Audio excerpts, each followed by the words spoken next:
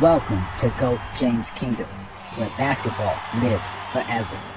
Here in GOAT James Kingdom, we attack the GOAT debate head on, where we challenge all Michael Jordan fans and all LeBron detractors to who is the GOAT of basketball. You can catch us every Sunday noon Eastern Time, right here on the GOAT James Kingdom channel, for the GOAT James Kingdom show with B. Lee and A. Johnny. Also, we go live Friday nights with the Friday Night Exposure with the Exposer, where you catch special shows and content as a GOAT James Kingdom follower and subscriber. Also, check out the GOAT James Kingdom membership, where you can get exclusive content.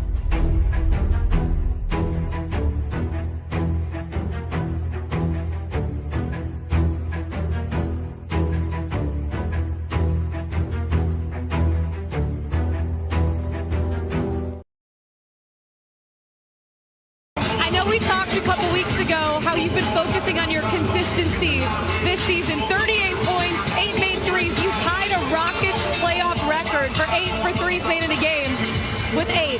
How were you able to cook from the beginning to the end tonight? Just being aggressive, doing what they wanted to do. Our coaching staff did a good job breaking down film for us. It really just me coming out. I got my first glimpse of the playoffs last game, and I just had to show out this one, so yeah. Jalen, I know that you said it's your first glimpse of the playoffs. It's the first glimpse for a lot of you guys on this team. This is one of the most physical series that we've seen out of all 8 of them. What have you thought so far through 2 games of the physicality that the playoffs brings? It's for sure physical, but I mean, that's what we want. We want to play hard, we want to play fast, play aggressive, play into our strengths, and stay together. Execute's the biggest thing for us, defensively and offensively. Once we do that, I think we'll be fine. 1-1 in the series. It shifts now. You excited? For sure. Jalen, appreciate it. Congrats on the win. See ya in the Bay. Appreciate it. Thank you. After watching that thug run loose yet again last night, I just can't support it. I cannot support what Draymond does in the NBA no longer. It is ridiculous. So I'm going anybody else but. Give me Evan Mobley. Are you out? Give me Evan Mobley. Evan Mobley's gonna win the award. I'm sorry, bro. Hey, real talk though. Speaking of Draymond, I don't get why nobody don't hit Draymond. Like that's what I'm saying, bro. Jalen Green did. What we talking about? That's what I'm saying, bro. Draymond pushes people. Like okay, like this pissed me off, and I'm glad I wasn't on a panel on Monday because I would have crashed out because I was crashing out. I was talking to somebody and I was crashing out like a mother. I'm watching Draymond walk up behind Şengün and just push his ass for no reason. And Şengün look at the ref. What the fuck I'm looking at the ref for? I would have hit him. I would have just hit his ass. Like, hit him. Okay, we both get kicked out the game. The Warriors need Draymond more than we need Şengün.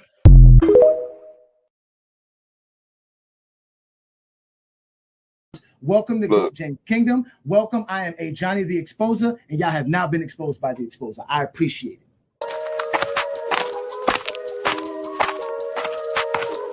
And enjoy. I am called A. Johnny the Exposer. You guys are being exposed today. Your opinion, I guess. Move on from it. It was the 90s. That's it, bro. Move on from that. You don't know history. You don't know basketball. You just told me I'm stupid.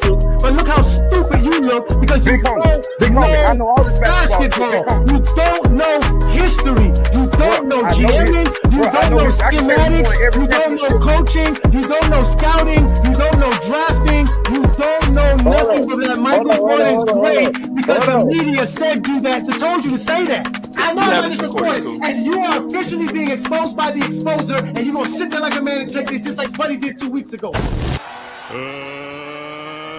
get ready to rumble. Hey, get your numbers out.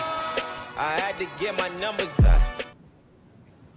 Peace and blessings, y'all. Welcome to the Friday Night Exposure with the Exposer. I'm your host, A. Johnny the Exposer, representing the GOAT James Kingdom platform. You guys know what to do already. Hit that like button, hit that subscribe button. Don't be afraid to check out the GOAT James Kingdom membership, where we're continually growing our platform, our content, and all the exclusive stuff that goes along with becoming a member of the channel. So shout out to all the GOAT James Kingdom members and representing all the GJK fans out here. Peace and blessings to y'all. I see a few of y'all already in the comments. Let's give some shout out to you. What's good? Zero's in the building. Peace and blessings, brother. Thank you for joining me. All right. And like I said, this is the Friday Night Exposure with the Exposer, and we are going to have a great show. We're going to discuss today's NBA. Yes, I see y'all are excited about this one. Yes, this should actually be a good one. Shout out to you, New World. Peace and blessings to you. Indeed. This is going to be a great show, ladies and gentlemen. This is going to be a fun show. We're going to have a blast talking about today. Shout out to all you fellas who join us. You guys know that there are playoff games going on right now. Boston and Orlando are going at it right now, 73-70. Is the score, at least on my screen, and Indiana's up 51-43 versus the Milwaukee Bucks, looking like they taking care of business. Yes, I am here for y'all. Peace and blessings, H-Town. Thank you for joining me again, as we are going to be discussing the Zesty Jeffries. They are complaining about the physicality in the playoffs all of a sudden. We heard one just say it now. Jordan from PC is a big-time Zesty Jeffrey. He's one of the main ones that love to talk about hand-checking and physical play in the 90s and why it's better than today's NBA, but got the nerve to complain about Draymond Green. They're all upset about Draymond Green. I believe the other gentleman, which is Real Talk JT, he's another one that I think is a Kobe fan. Both of them are Kobe guys. They believe in the Kobe logic, the Kobe philosophy when it comes to playing basketball, right? These gentlemen were sitting here complaining about physicality, complaining about Draymond Green, which we find weird all the time. Lamont says it all the time. How do you guys hate Draymond Green while praising physicality of such eras of the 90s and years prior to the 90s? And it's completely hilarious. It doesn't make no sense, but they're complainers. We know they're complainers and they can't talk the game. So we're going to discuss this whole idea about physicality on defense all of a sudden, which is a problem, which I don't understand. Shout out to you, Philip. Peace and blessings. Thank you for joining me.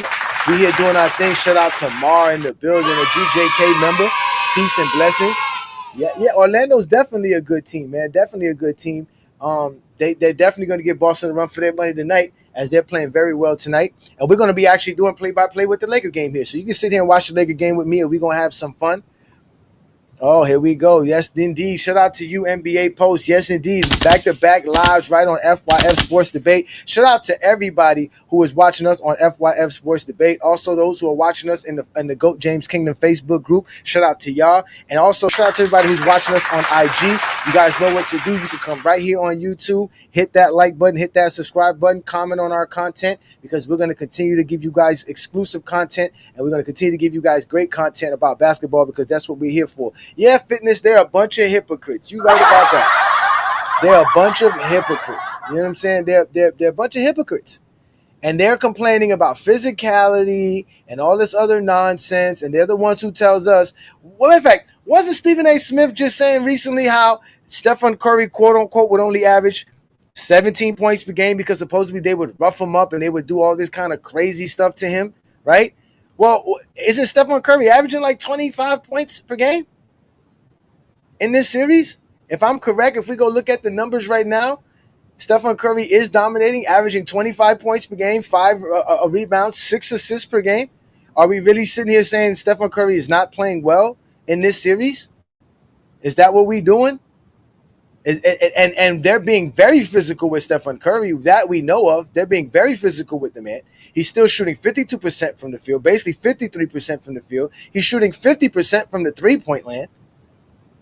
So where's all this talk about all you got to do is be physical with Stephen Curry, and that would change the dynamics? Because like I said, when we bring it up and we look at how they were playing physical, you guys are complaining. This is what they've been doing. He was fouled. David Guthrie, 13 points, 11 in the quarter. Curry goes for a... This is the defense that y'all claiming that they look. This is what y'all saying, that this is the physicality that they were talking about. Listen, Look at this. Game plan is clear. If Steph Curry is in your vicinity, give him an unfriendly hug. Rough him up a little bit. I thought this is what y'all said they don't do in today's NBA. Look at this. They're complaining for this with Stephen Curry. Taking away his three ball. You want to sell out to him. There's no one man's job to guard Stephen Curry. It's a team's job to guard him. Like we tell y'all in today's NBA, because look, see, everybody got to guard Stephen Curry, but y'all crying and complaining to the point to where now I got memes like this popping up. National Brawl Association. These guys are complete liars and hypocrites. Yeah, they're liars and hypocrites.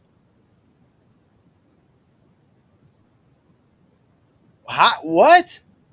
Well, let me read. I just saw some crazy comment here. Let me make sure I read the comment that I just read. He said, physical play comes with foul trouble, sir, not hockey highlights. Oh, my God. Now y'all want to talk about foul trouble? When we told y'all they used to call fouls in the 90s, y'all claim they never call fouls in the 90s? They call more fouls then than they do then? Right? He goes, these are love taps. These are love taps. And this is the funny thing, right? Remember, they're upset at how physical they're playing against Stephen Curry for some reason. But when Anthony Edwards was doing this against LeBron James in game 1, everybody was saying, oh, LeBron James just needs to toughen up. This is what we're talking about. He can't handle physicality. When just like I said, when just like a month ago, when Stephen A. Smith wanted to discredit this era, his first stint was, this is what you have to do to stop Stephen Curry. Is that, like he said, we would every time he runs across screens, we would hit him, grab him, all this stuff. That's what they're doing to Stephen Curry. You don't think they're not hitting Stephen Curry? You don't think they're not throwing elbows at Stephen Curry? They're not sneaking things in there, like they're sneaking in their hands around his hip to guard him here? They're doing it too. I mean, we had Peter Bagjuice, shout out to Peter Bagjuice, who said how teams try to actually circumvent the rules all the time. Complaining, whining, to the point where, like I said, we got memes and actual reels and posts like this. Look at this. This is what they're talking about. Let me rewind. Look, here. This is what they're saying this series is about. This is what they think the Houston Rockets and the Warriors series is predicated on. This is what they're complaining about. They're making fun of it. That's why the 90s basketball would never be good basketball. Nobody wants to see that. People are making fun of it. Look, this is what they're talking about when they complain about physicality.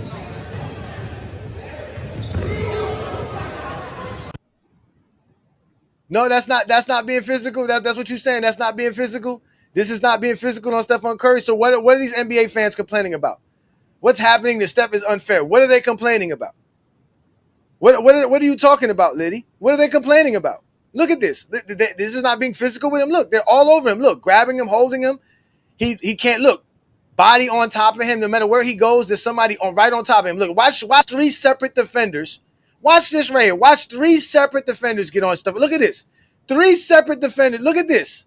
3 separate defenders get on him.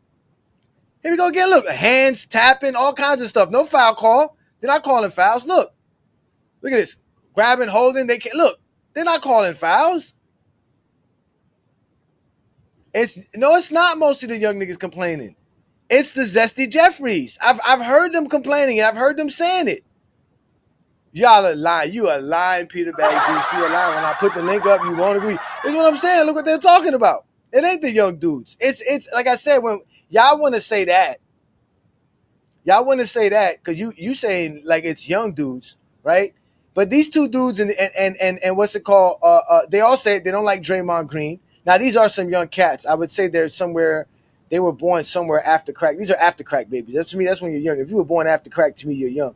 But let's let them tell you how they don't like Draymond Green. After watching that thug run loose yet again last night, I just can't support it. I cannot support what Draymond does in the NBA no longer. It is ridiculous. So I'm going anybody else but. Give me Evan Mobley. Are you out? Give me Evan Mobley. Evan Mobley's gonna win the award. I'm sorry, bro. All around. Hey, real talk though. Speaking of Draymond, I don't get why nobody don't hit Draymond. Like that's what I'm saying. Jalen Green did. What we talking about? That's what I'm saying, bro. Draymond pushes people. Like okay, like this pissed me off, and I'm glad I wasn't on a panel on Monday because I would have crashed out because I was crashing out. I was talking to somebody and I was crashing out like a mother. I'm watching Draymond walk up behind Şengün and just push his ass for no reason. And Şengün look at the ref. What the fuck I'm looking at the ref for? I would have hit him. I would have just hit his ass. Like hit him. Okay, we both get kicked out the game. The Warriors need Draymond more than we need Şengün.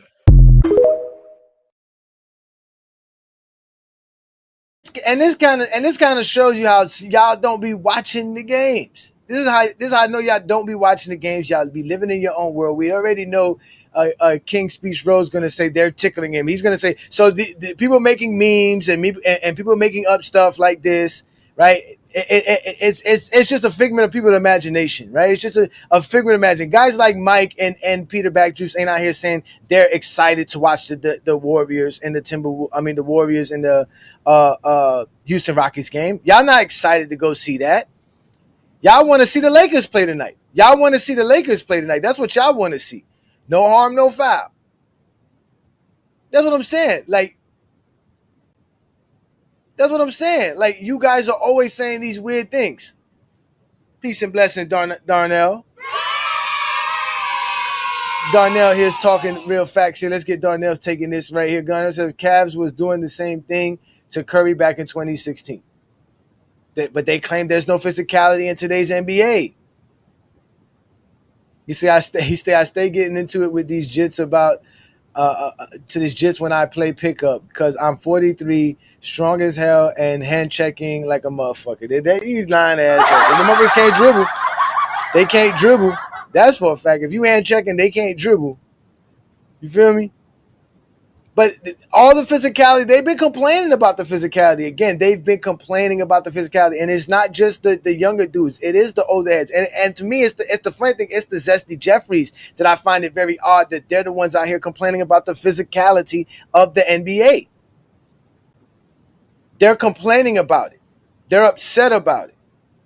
Like that's physically what happens when you get to the playoffs. Guys are playing harder in the playoffs. It's go home. The guys don't want to go home. Forget that there's some of y'all are saying that the referees are swallowing the whistle. It's not that they're swallowing the whistle. It's because just like the players got to get adjusted to the tempo and the pace and the actual atmosphere of playing a game in the playoffs, so do the refs.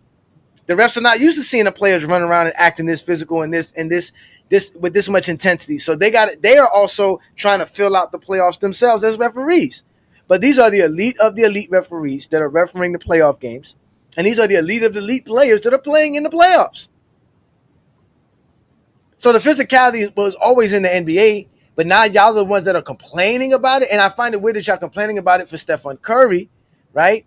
Because obviously the reason you want to complain about it for Steph was because obviously y'all hope Steph can beat LeBron. Again, I always told y'all every basketball conversation is predicated towards the GOAT debate. You guys don't have faith in the Houston Rockets. You don't want the Houston Rockets beating up on Stephen Curry and beating up the Warriors because you don't think they will be able to do that against LeBron James. So you need Stephen Curry viable and eligible to beat LeBron James. That's all you care about. You don't really care that they're fouling Stephen Curry or not. Because like I said, when LeBron James was getting fouled this way and getting pushed and prodded and all over the place on the basketball court versus Minnesota, y'all was saying, look, LeBron can't handle physicality. That's what they would do to him in the 90s. Well, guess what? Stephen A. Smith said this is what they would do to Stephen Curry in the 90s, and y'all sitting here complaining about it. But obviously he don't know Stephen Curry can still average 25 and shoot 50% from the field with them doing this to him. And these are way better athletes and defenders than he would see in the 90s. Amen Thompson and Jalen Green and Dalen Brooks. These guys are better athletes, ladies and gentlemen. They're better at playing the game of basketball. But now it's the National Brawling Association because now they're complaining about the physicality of the game, which is weird. The physicality of the game should not be a problem.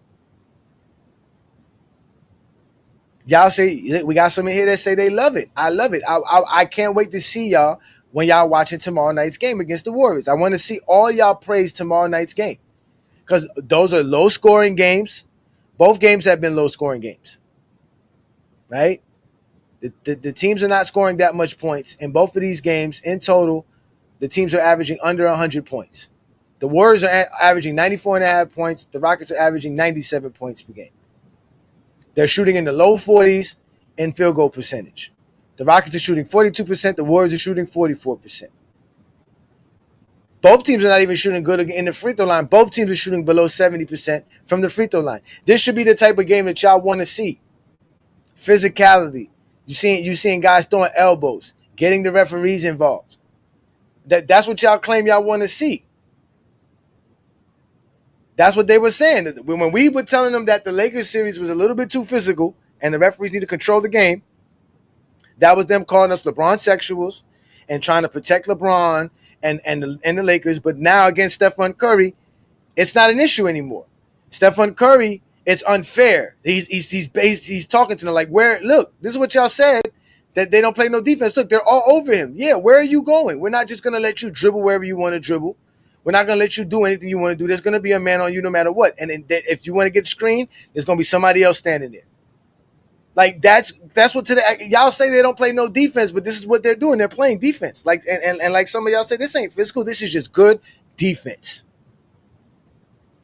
There you go. That's it. Here, you stand here. This is where you can stand at. You ain't going nowhere else. Look, they poking the ball out of his hand. They're being very physical with him. But y'all complaining. This is, like I said, this is unfair what's happening to Stephen Curry. That's what they're typing. This is unfair.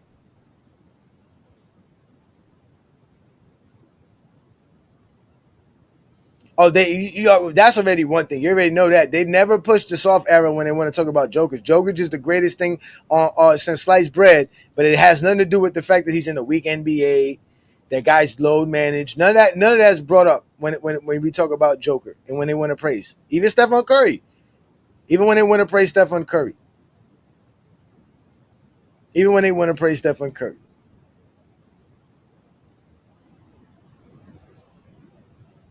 Yeah, the Thompson twins are special. Supposedly, they were out here investigating them for swapping personalities or swapping themselves. Shout out to Ruddy Hood Sports, a GJK member and supporter of the channel.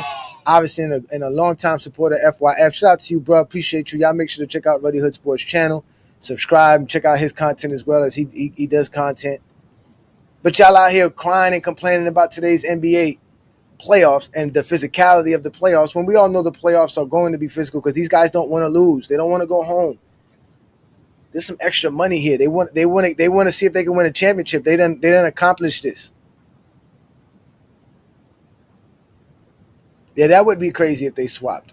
I don't know. I mean, again, I know that's probably like one of the biggest questions that people ask twins. How many times have y'all swapped to confuse people on purpose? You know, how many times you swapped to confuse your parents? You know, if he the number one guard, I don't know who you talking about there. But when we sit here and we listen to these guys, they get upset, they cry, they complain, and it's going to be that. So all of a sudden now, being physical is a problem when the guy you want to be the man isn't the man. And he's having trouble because, as you can see in game 2, Stephen Curry did have a little bit of troubles trying to score. He scored 30-something in game, I think he scored 38 or 37 or something like that in game 1, and then he had 20 points, I believe, in game 2, right? But the physicality of the playoffs have always been there. That's why you guys think that back then the NBA was physical, because you guys only watched the NBA back then during the playoffs. When you were watching the 90s, we already discussed this on a Friday night.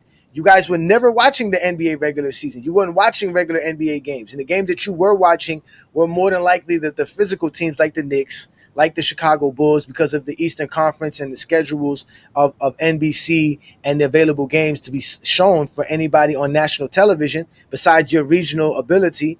And even on cable, because they only had TNT back then. ESPN didn't have the games back then. So you didn't really watch the regular season games where they were not physical, with just like in today's NBA, where you watch every NBA game and you sit here and prod and poke at everything that happens in today's NBA. You didn't get a chance to do that. The only time y'all remember those players back then was in the playoffs. That's why you think everything was physical, because again, the NBA playoffs have always been a physical brand of basketball. Because guys are going to try. Guys are going to give a different sense of intensity in the playoffs, and referees are going to ref a little bit differently due to the fact that the players are playing differently. These things are happening in a blink of an eye type of thing. Sometimes referees don't see everything. But that's why it's up to the coach to say things. That's why your boy Phil Jackson used to go crying to the media after every time the Bulls lost to Detroit, to tell people, look what Detroit is doing to Michael Jordan. Look at how physical they're being with Michael Jordan. They weren't physical like that with him during the regular season, but when it got time to the playoffs, they got physical with him. They put some hands on him. They put some bodies on him. And it wasn't easy for Jordan to just maneuver. He didn't have the space because it's the playoffs. everything changes then. That's the different dynamics. But to hear you, Zesty Jeffries, complain, but it's nothing new, to be honest with you. You, Zesty Jeffries, were complaining then about the Detroit Pistons. So now the NBA is a problem. Again, you guys don't really want to talk the game of basketball. You just want to find ways to hate on LeBron so that you can say LeBron's not the GOAT. Then on top of that, go run to a LeBron a fan circle just to be all upset, just to get them upset so that you can feel better about your day.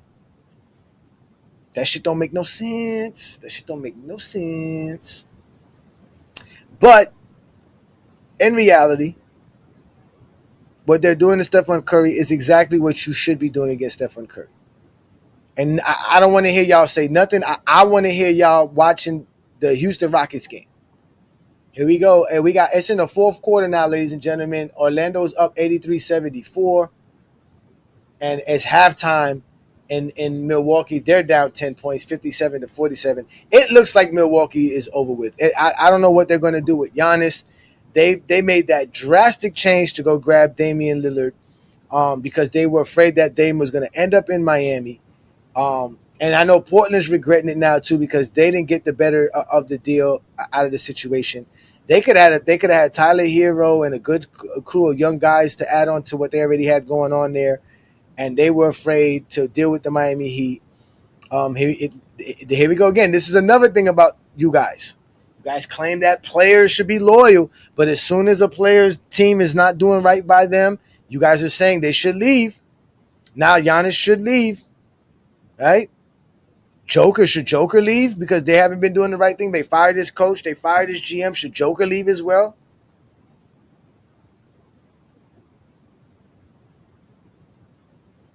Orlando doesn't have a great half-court offense without Banchero and obviously Wagner, but they have a solid defense.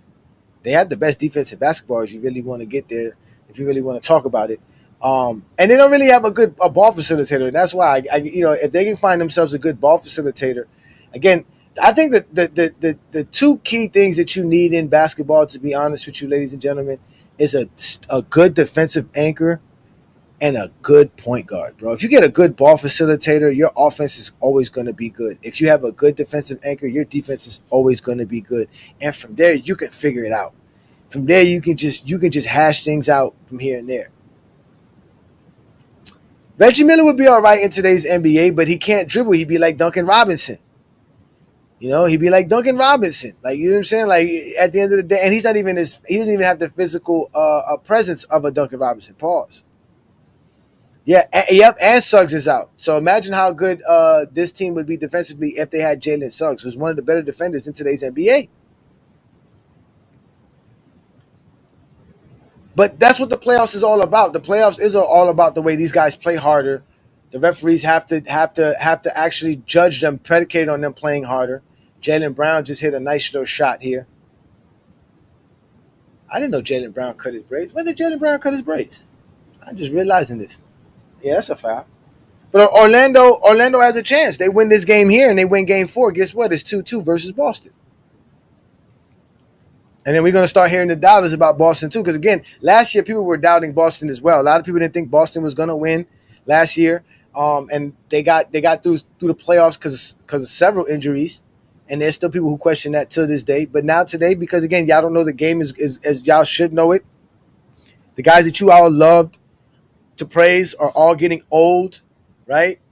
All you guys that started watching basketball in the late 90s, early 2000s, y'all are lost in basketball because y'all had 2 generations to watch. Y'all had the 2000s generation, and y'all had the 2010s generation. That generation is over with. And today's NBA is completely different from that style of basketball. Even the 2010s basketball is different than what we're seeing in today's NBA.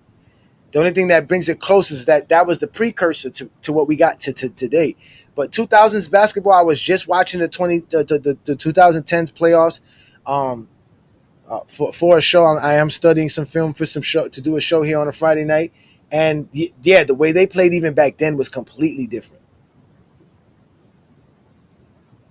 They fouled Reggie like Curry in the playoffs too. Yeah, I mean Reggie had to go through some tough screens, but that's why they had Dale Davis and Antonio Davis and Rick Smits. That's why they put those big bodies for Reggie Miller to run around, because you had to run around those guys. So yeah, if you wanted to get slick and try to be physical with Reggie, you were going to have to worry about getting physical with some real physical beings. So that kind of neutralized. That's why you had goons like the Oakleys and the Antonio Davises and stuff like that, and the PJ Browns.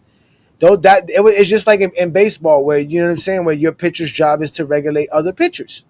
Your pitcher want to get reckless and start throwing wild balls at our man. Pause. We gonna have some pitches for your team. So don't do it. But now in today's NBA is different, because as you can see, there's several guys guarding Stephen Curry. Because in reality, you can't grab, hold, and push him and do all that other crazy stuff. But they're not going to call it as much because it is the playoffs. We all know that. Yeah, PJ Brown was nice. Oakley was nice as well. They're not bad defenders, but they couldn't hack it in today's NBA. They couldn't hack it in today's NBA without a doubt. Yeah, Reggie can't put the ball on the floor. He's not athletic enough. He's definitely not no good defender. Yeah, Klay Thompson is definitely better than Reggie Miller for sure. And if you go look at their resume, it's similar. What, Reggie Miller only got 5 All-Stars, right? Something like that, 5 or 6 All-Stars, 3, 4 NBA selections. I think Klay Thompson definitely has that.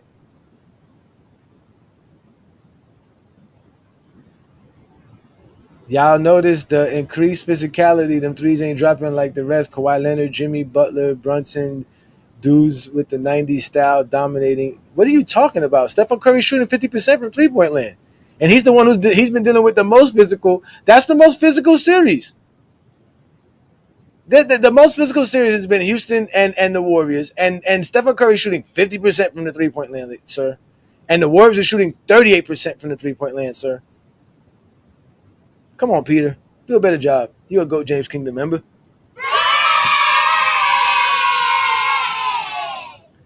18, 3-3 in the weak 90s is even worse, bro.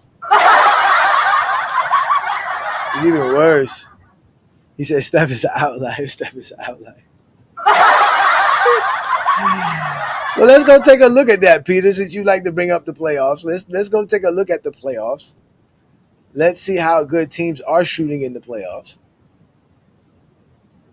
Let me see here. Let's go to stats. Let's go to team stats for the playoffs.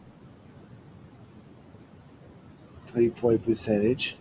All right. So far in the playoffs, again, it is a small sample size. We got several teams shooting in the 40%. The Clippers, the team that you brought up, is shooting 40% from the three-point land and shooting 35 three-pointers in the playoffs. Indiana Pacers shooting 41% in the playoffs. The Cleveland Cavaliers shooting 45% from the playoffs. You brought up the Knicks. The Knicks are shooting 34% in the playoffs. That's below average. What was the other team that you brought up there, Peter? Let me go back to your comment. Let me see what was that comment you said there. Let me see what those other teams you were talking about, Peter. And again, I'm gonna put the link up for you very shortly, gentlemen. We can have a conversation. You guys can watch the game with us as well once the Laker game starts, and we'll have some fun watching the Lakers game because again, it's still Lakers in 5. Y'all should know that Lakers in 5 for sure. He said Brunson, Kawhi, and Jimmy. Yeah, again, the Warriors are shooting 38%. The Clippers are shooting 40%. And only the Knicks are shooting at 34%. Which I would say the Knicks series is also another physical series as well. But people are not complaining because no one cares about that series. Because no one thinks Detroit or New York are any threat to stopping the Lakers. That's why they don't care about the physicality. It was the same thing for Jordan. Physicality was always great for the 90s until it was going against Jordan. Then it was, they're thugs, they're brutal, they were not playing basketball. And all of that wasn't said by basketball. It was said by the Chicago Bulls. All the stuff that we get about the dirty play of the Detroit Pistons does not come from no one else. It comes from the Chicago Bulls. Boston didn't complain about Detroit. Philadelphia didn't complain about Detroit. Cleveland never complained about Detroit. None of those teams, the Magic and them never complained about Detroit because those teams, the Boston's always been a physical team. The Eastern Conference has always been a physical conference. Clay and Reggie about even in career-wise, yeah, they got very similar careers. I'll give you that. For career-wise, yes, they're very close. But we're talking skill level. This is the conversation that Lamont was having on his program before we did this live, was about the idea of, we're talking about skill. We're talking about your ability, your agility, all your talents, your intangibles, all these things put together. We're not talking about your stats, your career production. We're talking about what can you do physically on the basketball court. Nah, Reggie is nowhere near Klay Thompson, brother. Sorry. Klay Thompson can just do a lot more than Reggie Miller can on the basketball court. And he can shoot just as good as Reggie Miller, if not better, because he can shoot off the dribble. Reggie Miller can't shoot off the dribble like that. Reggie Miller's not that dude. Who's complaining about Detroit? I didn't hear them complaining about Detroit. Jason Tatum. It's a good game here. What a rebound. Foul. Call a foul, ref. There you go, foul. I never heard them complain about no Jason Tatum. What are you talking about? Complain about Jason Tatum? I mean, complain about the Detroit Pistons. They don't complain about the Detroit Pistons. What are you talking about? What are you talking about? Man, their skill level is not the same. Stop it, Peter. My God, bro. We watched Reggie have to look down and dribble. Exactly. We already know we going to give him the defense. Shout out to everybody who's watching us on Facebook. Peace and blessings to all the Facebook guys. It says here, it's good the NBA cleaned up that dirty play up. See, look, he goes. He wants to talk. It was good to clean up that dirty play of the 80s. Remember that he said that. But then when we start talking about how great today's NBA is compared to the 90s, he's gonna use how the 90s was physical. That's one of the Zesty Jeffries right there. Trust me, I know him very well. Shout out to you, Eric. They complain about them to this day. Are you talking about the Detroit Pistons, the Boston Celtics? Are you talking about the 80s Pistons? I thought you were talking about the Knicks. I was talking about this Detroit series. No, they weren't complaining about no Detroit. No, they were never doing that. Only Chicago did that. Michael Jordan and Phil Jackson did that. That was a strategy used by the Chicago Bulls. Matter of fact, Jordan already admitted to it. Jordan already admitted to that he went complaining to the league about Detroit. Nobody else did that, sir. Not the 76ers, not the Cleveland Cavaliers, not the Knicks, not Atlanta. None of those teams. Not the Bullets, not New York, not Boston. None of those teams complained about physical play of the Detroit Pistons. None of them did, because it didn't work against nobody else. It only worked against Michael Jordan. It only worked against Jordan because Jordan was 195 pounds. That's why Jordan didn't hit the weight room, ladies and gentlemen, until 1989. Like, y'all just be telling us all this stuff and then repudiate all the information that y'all provided us on Michael Jordan all these years. The lies that y'all been telling is coming back and haunting y'all. It's despicable. It's despicable. It's Groot despicable. It's as despicable as Groot. And a bunch of minions. That's basically what Zesty Jeffries are. Michael Jordan is Groot, and he got a bunch of minions. But like I said, today's NBA is better basketball, and y'all complaining about physicality is the most hilarious and funniest thing I've ever heard in my life. I've never heard you guys contradict yourself faster than when y'all start talking about physicality and comparing errors. Y'all contradict yourselves quicker than anything when it comes to that. That's exactly what y'all do. Like I said, I'll put the link up and y'all come back here and tell me how y'all love this Warriors series or this New York Knicks series. Now, granted, Steph Curry is blockbuster, so they definitely got them prime time. I think that game's on ABC tomorrow. So let's go ahead and put this link up here to see if y'all want to join. Hey Johnny, you want to play? I got the link for you. I'm gonna put the link for you then. The link is there for all you guys who want to sit here and join us. Shout out to everybody who's watching us on IG as well. Peace and blessings. This is the Friday Night Exposure with the Exposer. I do this every Friday night right here on the GOAT James Kingdom channel, where I expose Zesty Jeffrey lies and logic. Here comes King Speech Roll with his zesty Jeffrey-ness. What's good, King Speech? What's good, Johnny? How you doing, man? I hope everything is blessed, man. I'm blessed. The Lakers in 5, bro. Lakers in 5. What you got for me? Lakers in 5. Lakers in 5. All right. We'll see. Lakers in 5. Well, look. First thing I'm doing as a Knicks fan and this Pistons stuff is I'm laughing at Pistons fans because, and the Pistons are bringing it. The Pistons are bringing it, but comparing them to the bad boys, I mean, slow down. Slow down. Y'all got like one thug on the team, and that's big Isaiah Stewart, who only played one game. You know, you will see Cat flex up. It's Cat flexing up. Come on. Y'all ain't no bad boys. All right. But this is lit. I don't know, like these two you got quoted crying about Steph. Nah, we love this, bro. This is throwback. We want to see the competitiveness. We want to see a little chippiness. When I previewed a Rockets versus I want to see Dylan Brooks and Draymond Green get into a little kerfuffle. You know what I'm saying? Like this is tickling, man. But because Draymond Green know who to try, he ain't been trying Dylan Brooks. You're right. He's been trying Sengun. You're right. You're right.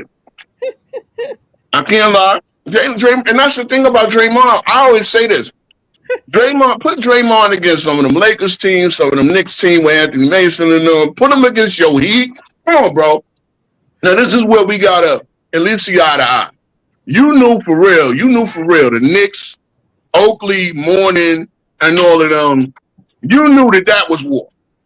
When Jeff Van Gundy had to hold on to Alonzo Mourning's leg, and come on, man, PJ Brown and Charlie Ward, bro. Come on, man. This is it's cool. It's cool to see a little bit of chippiness. It's cool to see it. Like, you don't want nothing dirty. Now, what happened to the Ja? That was a little bit of an accident. You don't want to see that happen. You don't want to see what happened to Jimmy Butler. Mm-hmm. You understand what I'm saying? But you want to see it lit. You want to see the crowds. F you, Brunson. Oh, Brunson ain't that. Brunson ain't that F you, Brunson, man. Come on now. We gave it to Trae Young. Only Brunson is leading the NBA playoffs in scoring. Okay, I got you. You know. Brunson is a baller, though. I keep telling people, Brunson's that dude. I keep telling people that, but, you know. Yeah, they crying about the flopping. It's the selling of calls. I mean, come on. This is what, anybody that watch WWE know that you selling the contact. That's all. You got to do something, because at the end of the day, they're playing good defense. They're on me. He's on top of me. Yeah. I got to do something. He's on me. Like, what else you want me to do? You just want me to make a bunch of bad shots? No. Mm-mm. Yeah, and we don't want no Olay defense. We don't want no Olay turnstile defense. We want to see you chip. We want to see you, no one wants you clothesline like the Legion of Doom. You know what I'm saying? Like the Road Warriors. We don't see that, but, we want to see you throw a body in there. This is all good fun. Yeah. Go ahead, I'm listening. Yeah, I knew Warriors Rockets was going to be a little chippy. I knew that's how they was going to guard him, try to guard him. Again, but to me, this is light work. I don't know. Like I said, I've seen enough Heat Knicks 4 years in a row, 97, 98, 99, 2000. Y'all took us out in 2000 finally, Oh, we beat y'all in 97 too. What you talking about? Oh yeah, you're right. Oh yeah, I forgot. Yeah, when my whole team got suspended over that PJ Brown. Yeah, you got thugs. That's why I keep telling you, these thugs that y'all be having, just be costing y'all games. Bruh, that was a travesty, man. That was a travesty. We was up 3-1. We were up by 25 points. All I started was on the bench, and PJ Brown, after getting punked by Oakley, and I think Mason went on that team. It was LJ. I get poked by Oakley, LJ, and all of them. I think Buck Williams on the team. Maybe Herb Williams. He wanted to take it out on Charlie Ward. What was the other guy y'all had too? Kurt Thomas, bum ass. Yeah, Thomas. I think Thomas came out. Yeah, you're right. Thomas did come in 97, 96, 97. John Wallace. Is that his name? John Wallace, McCarty. McCarty. Let me get your New York Knick ass off here. I'm gonna put you in the background a little bit. I got to. Yeah, no problem, bro. When the Lakers game start up, I'll bring everybody up. We can watch the game. Oh yeah. What? By the way, is T Perfect still debating me tomorrow about Kobe versus Bron? He told me to come through on Saturday. So he should be. He hit me up about Sunday show, but on Saturday he should be. I'm not involved. I'm not involved in no Saturday show, but they're from my understanding they are doing their live tomorrow, 7 p.m. for show. All right. I'll be there. All right, bro. I appreciate you. That boy King Speech Road always bringing it to it, baby. Again, we you know what? Chilltown told me that the Zesty Jeffries are needed, and I was told by a good person of mine that I have to let y'all have y'all fun. I can't be the one that's spoiling the party for all you Zesty Jeffries. So, but what's good? We got Juan Boy in the building, the DJK member. What's good, brother? Ain't nothing going on, man. How's it going, man? Nothing much, man. I'm getting ready for this Laker game. I really can't wait for this Laker game to start, man. It's gonna be a blast, man. It should have started at 9:30, but you know what? Let me check this. Maybe the game is on ESPN too, until they put it on this game. Because since this game done went past its normal time frame, the NBA be tripping. No, the Lakers, the NBA be tripping. Yeah. But yeah, like he said, man. Yeah. It ain't gonna be. It's not. The playoffs intensity is going to turn up, so you're not going to see all of these crazy fouls. They're going to let some of that stuff slide. The thing that people get mixed up is like there really ain't nobody out there. You know, I don't know about Draymond. No, ain't nobody out there trying to hurt nobody just to stop nobody.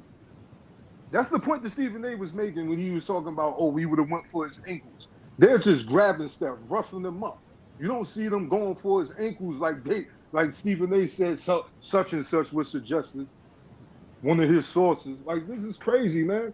And then y'all talk about they don't play no defense. This is defense that we're seeing going on.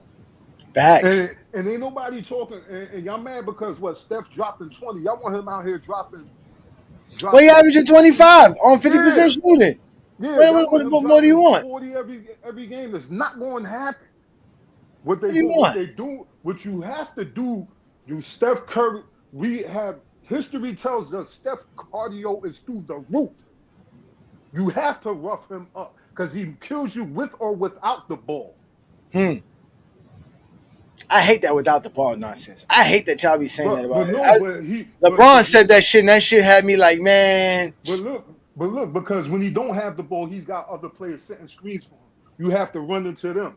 So that's what I'm saying. It's not him, it's his team. Him running without the ball don't mean shit. It's the fact that he got people giving him screens. Yeah, I get that. That I get. He's running around a bunch of fucking screens. That's the problem. Who's giving him screens? If he don't got good screeners, he ain't gonna get fucking open. Yeah, but he gonna do that for the whole entire game. Yeah, he gonna do that for the whole game. Series. Yeah, that is tiring. You have to tire him out because if he get hot, it's a wrap. You want him winded. You wanted him roughed up. So when it come down, he's shooting shots like how Kevin Love was on him in 2016, or how Fred VanVleet, who's starting for the Rockets, was D'ing them up in 2019 when he's playing with the Raptors. He played great defense on Steph. Yeah. But people forget though. Yeah, like you said, y'all revisionists. Yeah, that 2019 was 6 years ago. How you expect us to take your word from something from 30 years ago? Hey Johnny, you go run around a bunch of screens and see if anybody guards you. I don't care about that. But that's anybody. That's the point. That's not a skill. What you're talking about is not the skill. Any shooter, you can get anybody who can catch and shoot, and that's the same factor. There's no difference. My point is that Stephen Curry running without the ball is no different than any other catch and shoot shooter in NBA history. Anybody else can do that. You can. That's anybody. Mitch Richmond, Reggie Miller could do that. Yeah, I get Reggie Miller. But that's what I'm saying. But what makes Stephen Curry deadly is that once he has the ball, and you make him put it on the ground, it doesn't change anything because now he can still get the shot off and he can still shoot. Exactly. That's what makes him deadly. He can get to the basket off of his dribble. Exactly. That's what makes him deadly. Now you give him an advantage with him having the ball. He getting easy shots at the back. He's flicking shit up 15 off the feet, shit kissing glass. Yeah. Well, we're gonna have to disagree this right here, Johnny, with Steph not being deadly without the ball, because with he gets a lot of backdoor cuts and shout out the Twin Man in the building. Let Twin Man get it right quick. Go ahead, Twin Man. Let's be real here. I understand what you're saying. Mm-hmm. Like every catch and shoot player in NBA history, off the ball, running off screens, guess what? They have to be accounted for. But there's a difference with Steph Curry. Like the defense wasn't mapped around stopping Mitch Richmond or Reggie Miller. It wasn't. You have to slow Steph down. You have to. Him coming off the screen, getting any type of look at the rim is a layup. Might as well call it a layup, bro. It's gonna go in. It's like that with Reggie too. If Reggie had the green light to shoot it, it's like that with Reggie. That's the same. Reggie could do that. I mean, so I'm gonna name a few names. And I'm talking about all-time great shooters. Who do you expect to hit more shots? Reggie Miller in the same scenario. Reggie Miller, Steve Kerr, or Steph Curry. Who's more deadly in that? I think. I mean, first of all, we don't have the catch and shoot numbers for all those guys, but I would like to think in the catch and shoot situation that they're all capable of hitting it at the efficiency of Stephen Curry. But we're talking about somebody who can catch and shoot as soon as he steps court from half court. There's a difference. That's what I'm saying. There's a difference. No, but that's what I'm saying. But we're not. Nobody. See what I'm saying? Curry without the ball. Once Curry has the ball outside. Once he's on his side of the floor with the ball, he's dangerous all the way around. There's no that's what I'm saying. When he has the ball, forget about it. Stephen Curry is one of the most dangerous players in NBA history. Because like you said, you got to go guard him 30, 40 feet from the rim. It's when he doesn't have the ball, and you're not setting a screen for him 30 feet away from him to catch and shoot the ball from 30 feet away from the rim, not 30 feet, but 40 feet away from him, half court. You're gonna do that closer to the paint. But my thing is that his deadliness. Once he starts moving, all the eyes are on Steph Curry. Where is he going? Which creates easier opportunities for his teammates. That's why I agree with Juan Boy. You have to account for Steph Curry so much without the ball. It creates openings for his teammates to get easy layups. So now this is where we do agree. With the ball, barbecue chicken. If you're not playing physical the way you're doing with him, and you're not sending a double team, or if you're just playing man on him, barbecue chicken. It's not fair. So I hear what you're saying, but I think Steph Curry I'm not going to say the only player, but is the most unique player in this aspect. When he doesn't have the ball, the moment he starts moving, 2-3 players are looking at him, which creates opportunities for his teammates. All right, so let's go to this NBA season, right? In this NBA season, Stephen Curry shooting 43.3% from three-point land in a catch and shoot situation, right? Now, as I'm looking at the guys who take the most right now, another guy that shoots it almost as good as Stephen Curry is Malik Beasley. He shoots it at 43.1%. That's my point. If you have a Malik Beasley, a Derek White who's shooting at 41%, Klay Thompson shooting 42%, Porzingis is at 43%, 42%, Trey Murphy III's at 40%. Even Dylan Brooks in a catch and shoot situation shoots 41%. That's going to the type of attention like that is Klay Thompson. That's the only other player you named that's going to get the. Yeah, okay, Peyton Pritchard, he shoot better than Stephen Curry in a catch and shoot situation. Kevin Durant in a catch and shoot situation shoots 45% from three-pointer. That's better than Stephen Curry. My point is that there's a lot of these guys that at the end of the day are Grayson Allen. When Grayson Allen is running around the screen at 43.4%, I'm thinking the same thing about him with Stephen Curry. Don't let him catch that ball. He is deadly. He's going to make that shit. That's the point. The problem with Stephen Curry isn't compared to all these other players besides Kevin Durant and besides who else do we mention here? Even like I said, like a Malik Beasley and a Derek White and a Klay Thompson and a Trey Murphy. They can't off the dribble. They're not good off the dribble like Stephen Curry. When Stephen Curry shoots off the dribble, that changes everything. His pull up, that's what changes the dynamics for him. And that's why So I want to comment on people complaining about the physicality in today's NBA. I just want to talk about the hypocritical nature of it all, because in the 90s, the physical play we're seeing now, the rest would have been calling fouls. There'd have been a bunch of free throws in the 90s. See, people don't really want to tell the truth about the 90s. They just want to seem like they was just clotheslining people and knocking people out the air, and they wasn't getting foul calls. Maybe in the 80s, maybe in the 70s, but in the 90s, there was video of Michael Jordan going up for shots, and people would just swing, not touch him, and he getting foul calls. They got what they call superstar calls. So what they're doing to Steph Curry now, you couldn't do to Steph Curry in the 90s. He'd have lived on the free throw line. Why are they lying? Why are they lying? Am I wrong, Johnny? No, remember Stephen A. Smith said that. He said that he would average 17 points per game if they were playing him physical and grabbing him and doing all the stuff that basically Houston's doing to him right now, but he's still balling against Houston. Let's make something clear. Steph Curry probably would have averaged 30 in the 90s, and majority of that would have came from the free throw line, because he'd have been a superstar on his team, and every superstar in the 90s got superstar calls. Like Patrick Ewing lived on the free throw line. Hakeem Olajuwon lived on the free throw line. David Robinson, Tim Duncan, Michael Jordan, all the superstars got superstar calls. But we already know who got the most favorable calls. Refs bailed out Jordan I've watched games, especially in the playoffs, where Jordan would take a last-second shot, it missed, and then 2 seconds later, the whistle would blow and he's on the free throw line. Am I lying, Nate Johnny? Nope. No, you're not lying. That's because Jordan. That's what I'm saying. For Stephen A. Smith to sit here and say Stephen Curry would only get 17 points in the 90s, first things first, who's guarding him one-on-one? Give me the best defender in the 90s at his position. He's not guarding Steph Curry one-on-one. He's barbecue chicken. Mookie Blaylock? He's barbecue chicken. Who is the best defensive point guard? Because I know.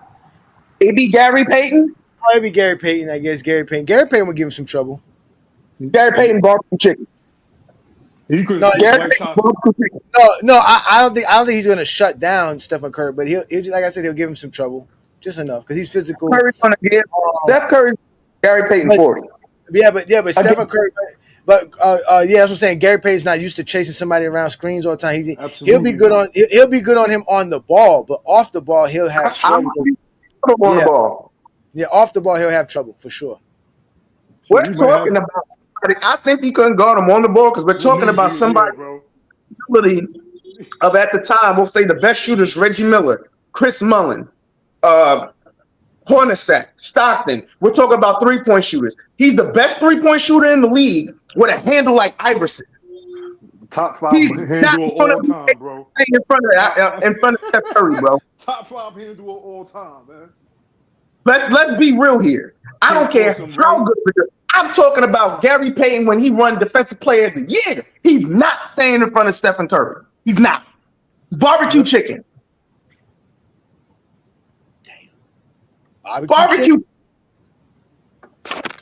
Barbecue chicken. Steph ain't going. I'm sorry. All these people complaining about the physicality that revered the 90s.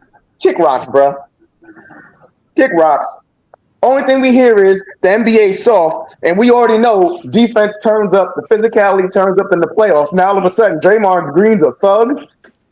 So if Draymond Green's a thug, that player like Anthony Mason was a serial killer. Charles Oakley was a butcher. Dennis Rodman.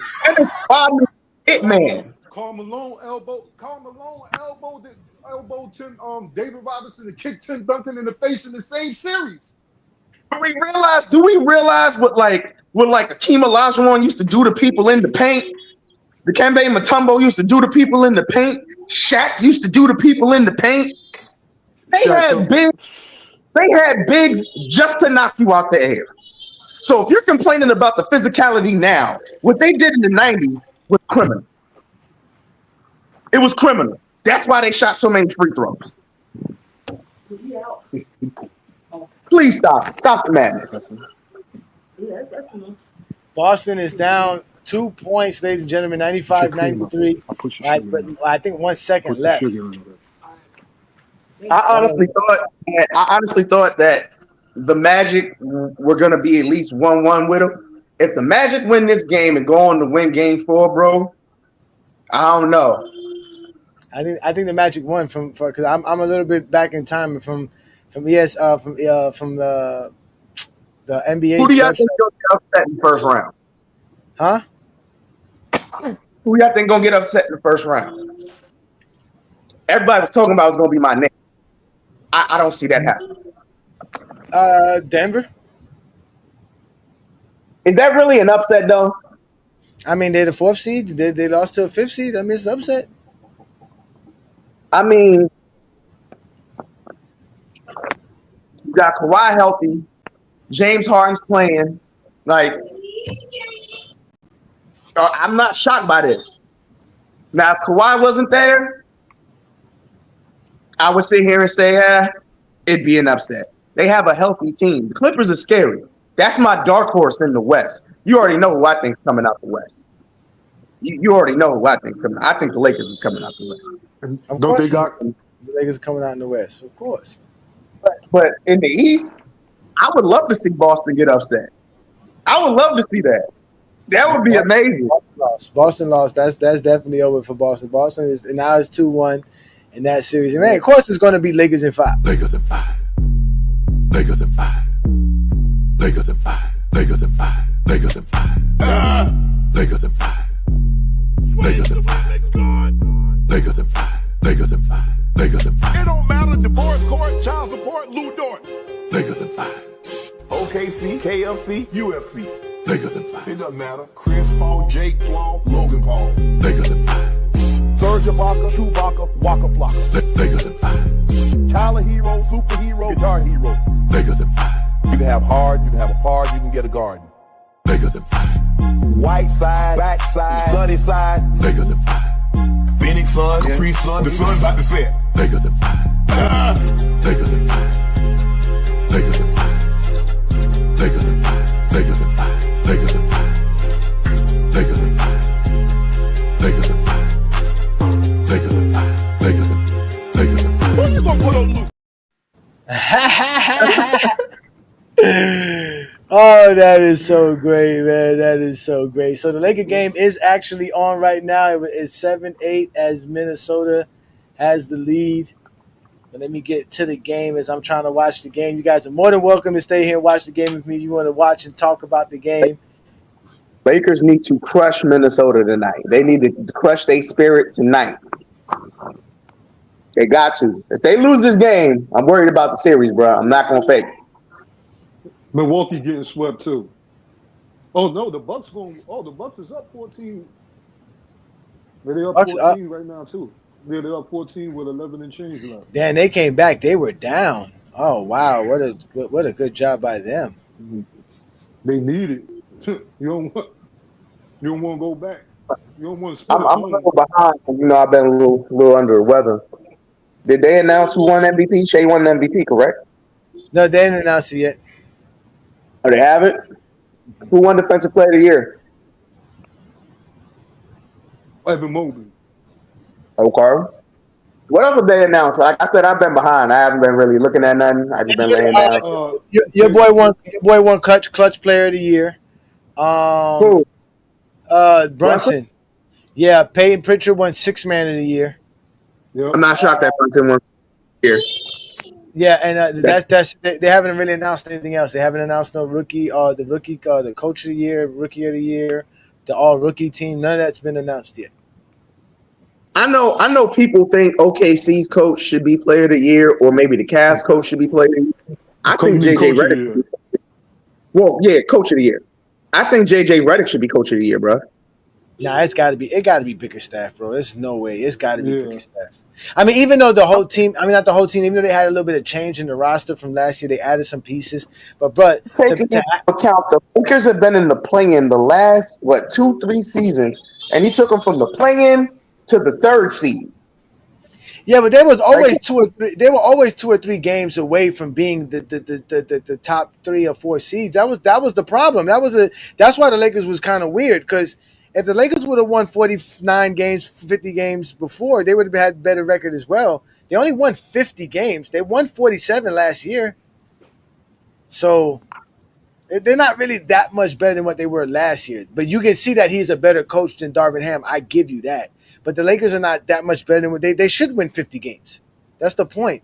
The Detroit team is something different. This is a team that no one expected to be this good. And then they're really, really good. Like, they're really, really, really, really good. Like, you know what I'm saying? And they're a complete turnaround. Remember, they lost, 20-something games in a row last year? You remember that? 29 games or something like that. It was crazy. Yeah, man. Yeah, man. Here we go. Mingo Jester. Yeah, so now you're not a Laker fan no more, Mingo Jester? You're just a Kobe guy? You just a Kobe guy? Man, let's see how y'all feel. I know Twin going in on Kobe. They don't want me to get started. Y'all done said the name twice. I know, but one more time, though, right? But listen, everybody know that's my guy. But I don't say, but I say he's not better than LeBron James. He's not top 10. That's just me being a Laker fan. You know what I'm saying? I don't get emotional about it. Thank you. I'm gonna be honest. I don't get Thank you for emotional having some common sense, bro. Thank you. He's my favorite player of all time, and I'm not scared to say he's not a top 10 player. He's a gatekeeper. Kobe's number 11. If you can't be better than Kobe, you can't be in the top 10. Man, the nostalgia be crazy. I ain't like, whoa. It's on, ladies and gentlemen. The Lakers are down 15-7. The Warriors came out fighting. The Wolves. The Wolves. The Wolves. I'm sorry. Yeah, the Wolves. The Timberwolves came out fighting. It's all right. Let them go on their run now. Gas themselves out. Let's make something clear. If Kobe's the gatekeeper of the top 10. I felt that way pretty much his whole career. I'm sorry, the second player, in my opinion, that's been overhyped is Kobe. I'm not sitting here saying he's not a great player. I'm not saying he doesn't have a great career, but the marketing, did Kobe have to reinvent himself after what happened? Absolutely. He built himself right back up and earned everything he got. That doesn't make him top 10. That does not make him top 10. It doesn't. We can talk about his charismatic leadership. What the hell is that? Better than Magic and Bird. Are you tripping there too, man? Better than Magic and Bird. I don't think so, bro. Yeah, he is. Kobe's better than those two. I don't think so, bro.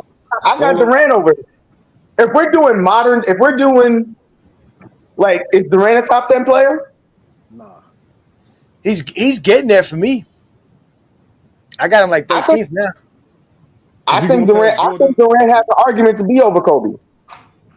If you're just talking about skill wise, ability wise, and yeah, of course, I wouldn't argue there. I'm talking about even achievement wise, accolades, achievement stats. He's better than Magic and Bird.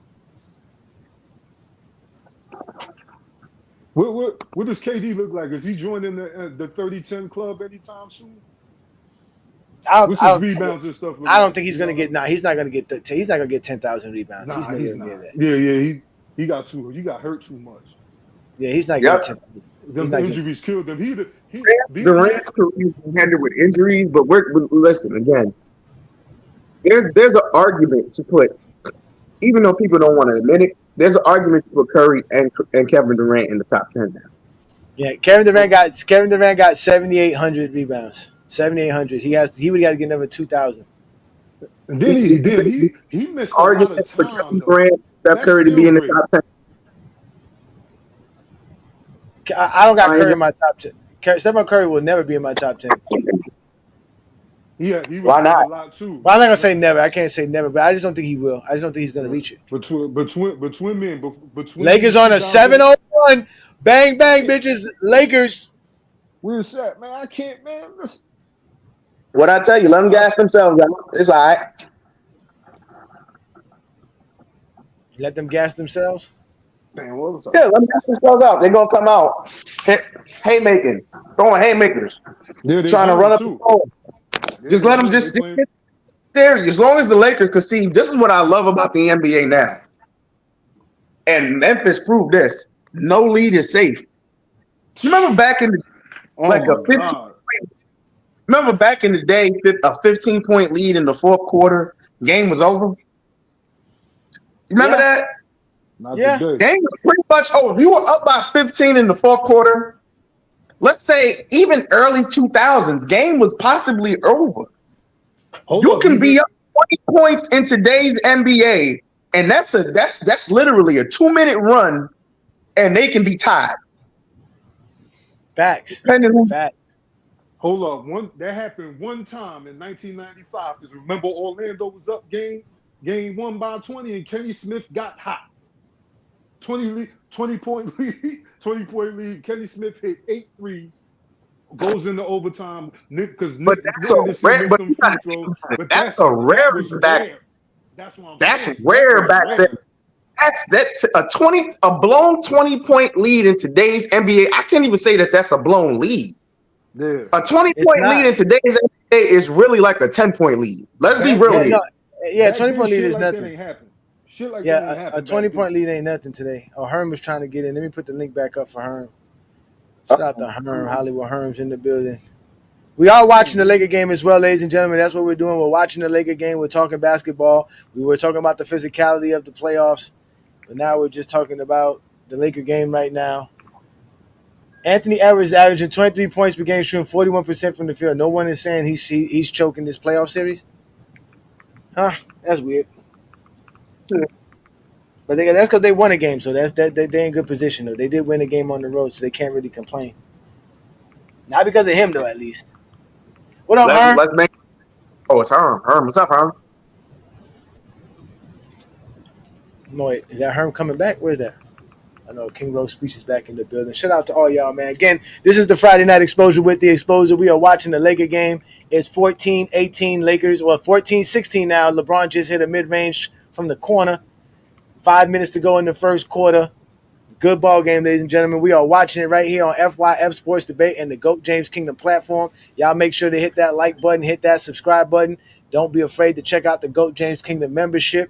As y'all see, we got members here. We got King Speech Row back in the building. What's up, guys? Yeah, this is one of the better series. Nice and physical. You know, real competition here. So, what you mean?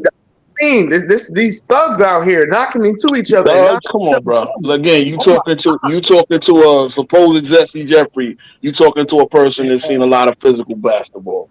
I've seen the bad boys in their heyday.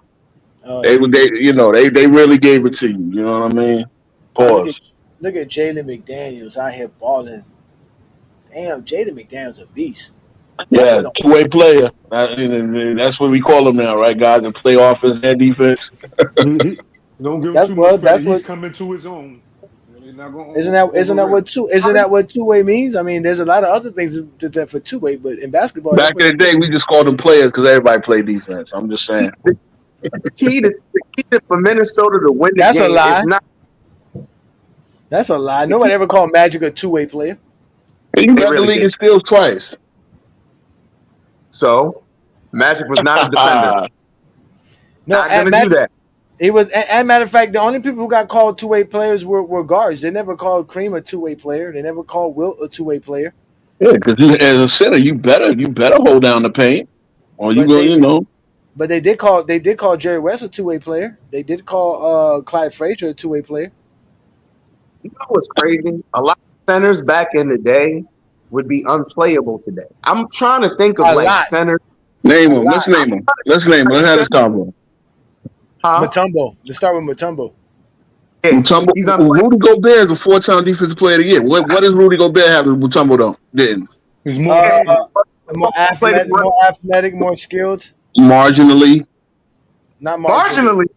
Completely. Rudy was a great athlete. Actually, I'm looking at Rudy out there. Never. Against these guards, against these athletes. That's what you're looking at. I see him guarding Luka. Yeah, because Luka's not that fleet of foot. It doesn't matter. Luka's still a guard. Luka's still creative. Luka's creative. He's crafty. And he's staying in front of him. Mutombo can't do that. As a matter of fact, if Mutombo tried to guard Luka, Mutombo would end up falling on the floor, bro. He wouldn't even get out there. He wouldn't even be able to get as far as 27 feet from the rim. He wouldn't even get out as far as Rudy Gobert got out there on him. He wouldn't even Rudy got concrete feet, bro. Especially at this age. Knicks fan, and I don't think Patrick Ewing could play. Even though offensively he would be a monster, I don't think he'd be able to play well in this era. Patrick Ewing had an 8-foot wingspan. He had his knees issues, but Patrick Ewing, he played well. I don't think he would translate well to this era. Was he very skilled? Yes, but he would have trouble playing the perimeter. He would have trouble. See, when y'all do this, do y'all really watch Luka and Joker play? These guys are not the most blazing fast players on either side of the ball. They're super skilled. Skilled. But then Ewing wasn't skilled. We just said Ewing was skilled. So that's what I'm saying. Y'all saying foot speed, he couldn't stay with guys. Okay. Patrick was nowhere near as skilled as the guys. Real quick, Herm. Hey, King, let me just say this to King real quick. So you're telling me Patrick Ewing could guard Karl Anthony Towns? Did he guard David Robinson? Did Patrick Ewing guard Karl Anthony Towns in today's NBA? Slew-footed Karl Anthony Towns? Yes, he could. As a matter of fact, he's even they even got a little thing going on where he's mentoring them on how to play in the post. So even this Patrick Ewing as a coach, I understand right now, but yes, he could. Karl Anthony Towns is not that fast. It's not about being fast. Karl Anthony Towns can dribble. So could David Robinson. That's the first question I asked. No, he can't. Not like Karl Anthony Towns. Let's let Herm in. Come on. What up, Herm? Shout out to Herm, man. Go ahead, Herm. I think the problem with y'all acting like players from the past can play in this era. If you want to be technical, if you actually know the history of basketball, the 70s got the best group of big men of all time for us versus the bigs. They actually was transcended because they can do a lot of things for out there on the perimeter as well, and they was facilitators and they was creative. Guys like Bill Walton, Dave Cowens, you had guys like Wes Unseld, Artis Gilmore. I ain't even naming the top guys. Wilt was part of that for a few years. Of course, Kareem dominated that. But a lot of those big men back then was guys that actually had the mid-range, could shoot, could handle the ball, could play make. It was great at the post. They was two-way guys. They was great defenders as well and very athletic. Those are actually the most skilled big men of all time if guys really study the game and really look back into those players' skill sets. So I think a lot of guys, great players, no matter what era, would translate into any era. It's just that, like everything that you do in life, you got to make adjustments when you get acclimated into something. So that's very disingenuous when we do that on both ends of the spectrum. When guys say the younger guys in this era couldn't play back in the day, they could. You just would have to give them time to adapt and give them the same type of things that the older guys faced back then, and vice versa. A lot of these guys would translate. Darren Robinson would be a monster in this fucking era because he was great at transition. He was one of the fastest big men to ever play the game at the center position. He would translate. Akeem Olajuwon with his skill set, with his footwork, what he do with the ball, those baseline crossovers he used to do, that would translate in this era. Imagine if Giannis actually had Akeem's skill set, he would be unstoppable. It's kind of easy to game plan for a guy like Giannis because he's attacking you downhill. He's really not going to do anything else. He's not going to throw different looks at you. So it's kind of easy to game plan for him. That's why Indiana has had success for these past. Now, the Bucks win it today, but they have success, though, due to the fact that Giannis is predictable. If he had a keen skill set, he would be fucking unstoppable. So all the greats would translate into every era. It's just all about adjustments. Yeah, No, I'm taking away adaptability. We're not saying, of course, you said let them adapt. No, we're talking about taking them as is. If you take Kyrie as is, and you say, "Hey, Kyrie, you can't put your hand on the side of the ball and cross over," he'll still be able to dominate and be great in the 60s or in the 70s. Now, not in the 50s, he won't because he can't. I do give you this. You can't cross. You can't cross over. But that's what I'm saying. But his game doesn't need to cross over to be good because he can still shoot and he can still do a lot of other things that those guys just are not going to be able to stop him to do. That's the point. Kyrie still has the skills. You're just going to dumb down his abilities. That's really it. Now, I do agree with you with the 70s guys. The 70s guys were very talented, especially the centers in the 70s. But we were talking about the guys in the 90s and how they can translate into today's NBA. And he just said the majority of them. You guys always go to the best guys, the Akeem Olajuwon, the David Robinsons. You guys never want to go to the George Morrisons, the Big Country Reeves. You guys don't want to go to the other 20 other guys that are in the league that would not be able to play in today's NBA for a fact. 24. Oh, damn. Minnesota just hit a three-pointer. It's 30-24, 120 to go in the first quarter. The Lakers are facing against Minnesota. Minnesota is actually balling. They're 12 of 20 from the field, and they're playing a zone defense versus the Lakers. Oh, look at the defense by DiVincenzo. You got to call that out. Oh, they're going to look for another three-pointer. They don't get him. Oh, damn. Lakers are turning over the ball here. It's a good game. Here go Anthony Edwards on Luka, left side of the floor. Gets right around Luka, straight to the basket, but misses the layup. He bricked. He smoked a brick. They playing a zone against the Lakers. Oh, that's a foul. And they get him. Oh, man. It's a good ball game. Man. It's a good ball game. Did y'all properly scout Minnesota? Did y'all respect Minnesota coming into the series? I just want to know. What you mean properly scout them? What did you mean by that? Did y'all think that they were a serious team coming into the series? No, I knew they were a good team. When I say Lakers in 5, that's just me being a LeBron fan. Oh, I got you. Yeah, I don't think the Lakers are going to win in 5. No, because there's a lot of guys that this team was underrated. Throughout the season, I thought they were going to be better. I thought they were going to play better. Damn, LeBron just slipped and lost his dribble. Come on, LeBron. Minnesota did not play their potential this year. Huh? Minnesota did not play to their potential this year.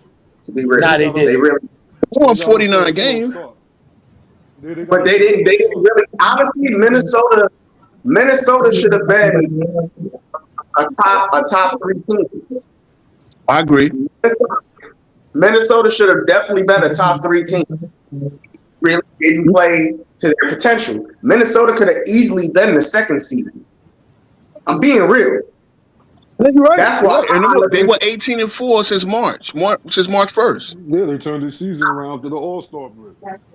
Randall, everybody was getting on Randall. I said Randall's gonna be fine. He's gonna fit in. That's the thing. I think the trade, it happened so late in the so late before the season.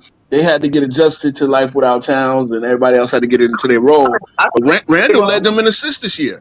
No, but also Randall just came back over. I think if Towns is there, probably battling OKC for the number 1 seed in the West. I'm being real.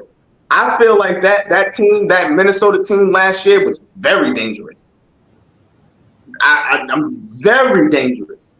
I think they should have ran it back, and I think they would have been battling OKC for the number 1 seed. But they really did not play to their potential this year. He didn't. Yeah, because I think Julius Randle took some time to acclimate himself, realizing he was not going to be able to do what he wanted to do. I think he wanted to do more than what they want him to be. Because again, his numbers is not what he normally gets, but he's a dog though. They were a good team. Again, he averaged 19 and 9 this year. He shot 47% from the field. Did he have like 30 game 2? He was cooking game 2. He's balling right now. He's balling right now. And again, he led them in assists. I looked at their stats. He's number 1. Ant-Man's number 2. Yeah. So if they get a point guard there, they can win 60 games easily next year. No, you forgetting that Julius Randle played a lot of on ball when he was with the Knicks. He had the ball a lot. You're not gonna have the ball as much in Minnesota with Ant-Man, and especially not coming to a new team after you was out. He was out for the whole playoff. He got to get back to basketball shape, and let alone find chemistry with a new team. You got to factor all that in. Yeah, I'm happy for Randall because I had to hear for years he couldn't play in the playoffs. He had one healthy playoffs and he was playing with bums. Let's keep it real. Alfred Payton was a self check. Noel had no offense. He Nerlens was playing Noel. for Thibodeau. Thibodeau had him in the playoff game up 20 with 2 minutes left, and he fell on his tailbone. Why was he still in the game? Let's let King Money Fly get in right quick. What's up, King Money Fly? Peace and blessings, brother. What's good, brother? What's good, gang? What's good, Johnny, man? Hey, you've been watching the games, right, man? So we watching the game. We watching right now. We doing it. I can't show the game, but we watching. It's cool. Hey, man, shout out to Memphis, man. I know they hurting right now, man. It was a good game yesterday. They was taking it to them, but when Jai went out, it was Cook season. Even if he was there playing, I just feel like Memphis don't have an answer for Check. So when I was watching that game, I feel like the Lakers is their best matchup because Bron can play the 4. So it's not like he's going to stop Check, but he'll be able to make it tough and make him think about certain things that they wasn't able to do. Like, because he was cooking them in the second half of OKC, man, the game Memphis. Like, he had 1 point first half. I think he ended up like 24 or something at the end of the night. He was cooking them boys. And then the Warriors, they tough, man. They cook too, especially if Jimmy don't come back because when he got out, it was nobody to contain Jalen Green. Like, it's nobody over there that I feel like can guard him. Like, he went off. Like, and I was like, dang. And because Jimmy went down, it was like, you got Pies and Curry, but them dudes ain't no world-class defender like that, so they wasn't even able to stop them. So I think they cook too, especially if Jimmy don't come back. There's always next year, man. And the Bucks need to win this, man. I think if they lose, man, I got to start talking about that. I'm so tired of people getting bad. They won right. They're already up. They're up 115-99 with a minute 20 to go. So they got this in the wraps. Yeah, they got to stay consistent though. Doc got to. I think one thing we forgetting to mention that the rivalries that people talking about are missing from the games is mostly between the young dudes and the old heads. These young niggas in the league do not care about these LeBron, Steph, KD. They don't. Facts.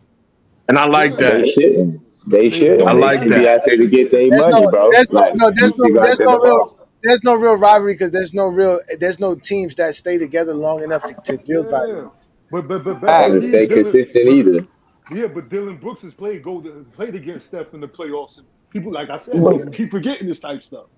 But listen, when you talking about Dylan Brooks, though, like who Dylan Brooks is, man? Like what? He ain't Tony Allen, nobody. Like what? It's the same man say he posed. He was an All NBA defender. That's cool, but this is the same man say he posed. Nobody today. What was the last real rivalry in the NBA? The last one I can remember, I would have to say, is Miami and Boston. I'm talking about in each Cleveland Golden State, which is weird. No. I'm not talking about finals. I'm talking about in each conference. Remember how it was like Knicks Heat, Knicks Bulls? You see what I'm saying? I think it's not like real rivalry conference with like Heat Boston. Yeah, and in the West, I don't know. San Antonio Lakers? Cleveland, Toronto, because they went together head-to-head 3 straight years with kind of the same team. True. But the reason people say it wasn't a rivalry because obviously the Lakers dominated that series. So it can't be a rivalry if come on. Why are you passing it to fucking Bando? Right there. So why are you giving him a 2 feet pass? What the fuck is that, Austin Reeves? Are you saying he's not playing good basketball? That was a dumb ass play. Who said he's not playing good basketball? That was a dumb play. That was a dumb ass play. No, I thought all the players today were perfect. You know, no reason to criticize any of them. You not watching the game with Jordan fans, my man. No, I'm being sarcastic. It's like I said, y'all think when us old heads criticize anybody, like we ain't like guys, like it was guys that we didn't like back in the day. But we don't say that to say that they're bad basketball. They just made bad basketball plays. Bad plays, man. Yeah, doesn't mean Austin Reeves sucks. He'll still cook Jeff Hornacek. Vando does not know what he's doing out there on the offensive end. Why would you pass to Vando like that? It was a bad pass, bro. You're giving it to you. Don't want to give him that passing rhythm. Hornacek would have lit this league up for 25 a night. Get the fuck out of here. Who? Jeff Hornacek would have lit this. Austin Reeves too. Barbecue chicken. Y'all don't know about Hornacek, man. Hornacek was a cooker. He's not putting the ball. Hornacek is a bench player at best. Hornacek is a bench player at best. Oh my God. Jesus Christ. They attacking. He's Bronny James in today's NBA. Get out of here, man. Don't wait that shit. So what would KJ be? Let me ask you a question for the guy who just brought up Jeff Hornacek. Can he defend the guys you say he gonna cook? Can he defend AR?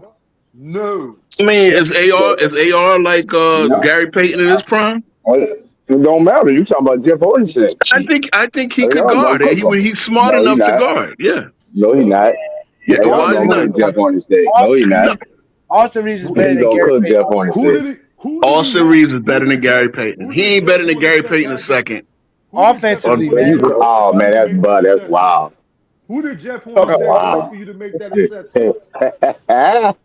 Well, did not ask about KJ because KJ was a monster. I just posted something about KJ the other day on Facebook. KJ was a monster then. He was a monster then. Now. KJ would be a bench player now. My God. My God. Yeah, he wasn't no 10 cent type of point guard. Stop it. Give me a spot he's taking any. No, and forget spot. Tell me what does KJ do well that would translate to today, King Speech Row. One of the best, most explosive first steps of all time. He's too small. I mean, a straight leaper. He's too small. Wait. No, Juan boy, let him talk. Y'all gotta stop. I want to hear him. Go, continue. I need to understand. Okay, he's too small. What is Javier Alvarado doing in this league? I mean, come on, bro. Like, no. KJ had more. Alvarado. That's exactly what we told you. He's going to be Alvarado off the bench. That's what he'll be. No. But that's the thing. KJ was 6'1" and monster. KJ flushed on Hakeem Olajuwon. Right. KJ he had a fast step and a vertical leap. What else translate? That's all you need, especially considering that you're not. It's not as physical league. The lanes are wide open. Bro, do you know how many people in today's NBA has a fast step and a leaping ability? And they had it back then as well. What they didn't have is they're not good. They're not good in today's NBA. There's a bunch of guys who have that are not good in today's NBA. They have no midi. It's 3 or D, right? Now KJ would have let's just say he doesn't develop the 3-point shot because he wasn't much of a he was mid-range scorer, right? He does everything in the mid-range and he just explodes like this. The lanes are wide open. You can't really KJ would have been a monster, bro. Like, what are we talking about? KJ I wouldn't say he would be a monster, but I respect his mid game though. You should have said that first. Like besides just the first step. See, and that's what I'm getting at. That's what I'm getting at. That's what I'm getting at because everybody, last time I was here, everybody had a mid range back in the day, and if you look at 96, because last time I was up here, I was on Lamont's channel, and y'all said, okay, DeMar DeRozan has a mid range, right? This year he makes 3.8 middies a game. Do you know how many people make 3.8 middies a game back in 96? That was the first year they kept the stats in shooting distance. Lloyd Boyd averaged 4.7 mid-range a game in 1996, or 4.5. Lloyd Boyd, exactly. Lloyd Boyd. I hadn't thought about that name in 15 years. Power forward from the Clippers. He went to Michigan before. I think he went there before the Fab Five. So Lloyd Boyd averaged 4.5 middies a game. DeMar DeRozan, the most elite mid-range player today, makes 3.8.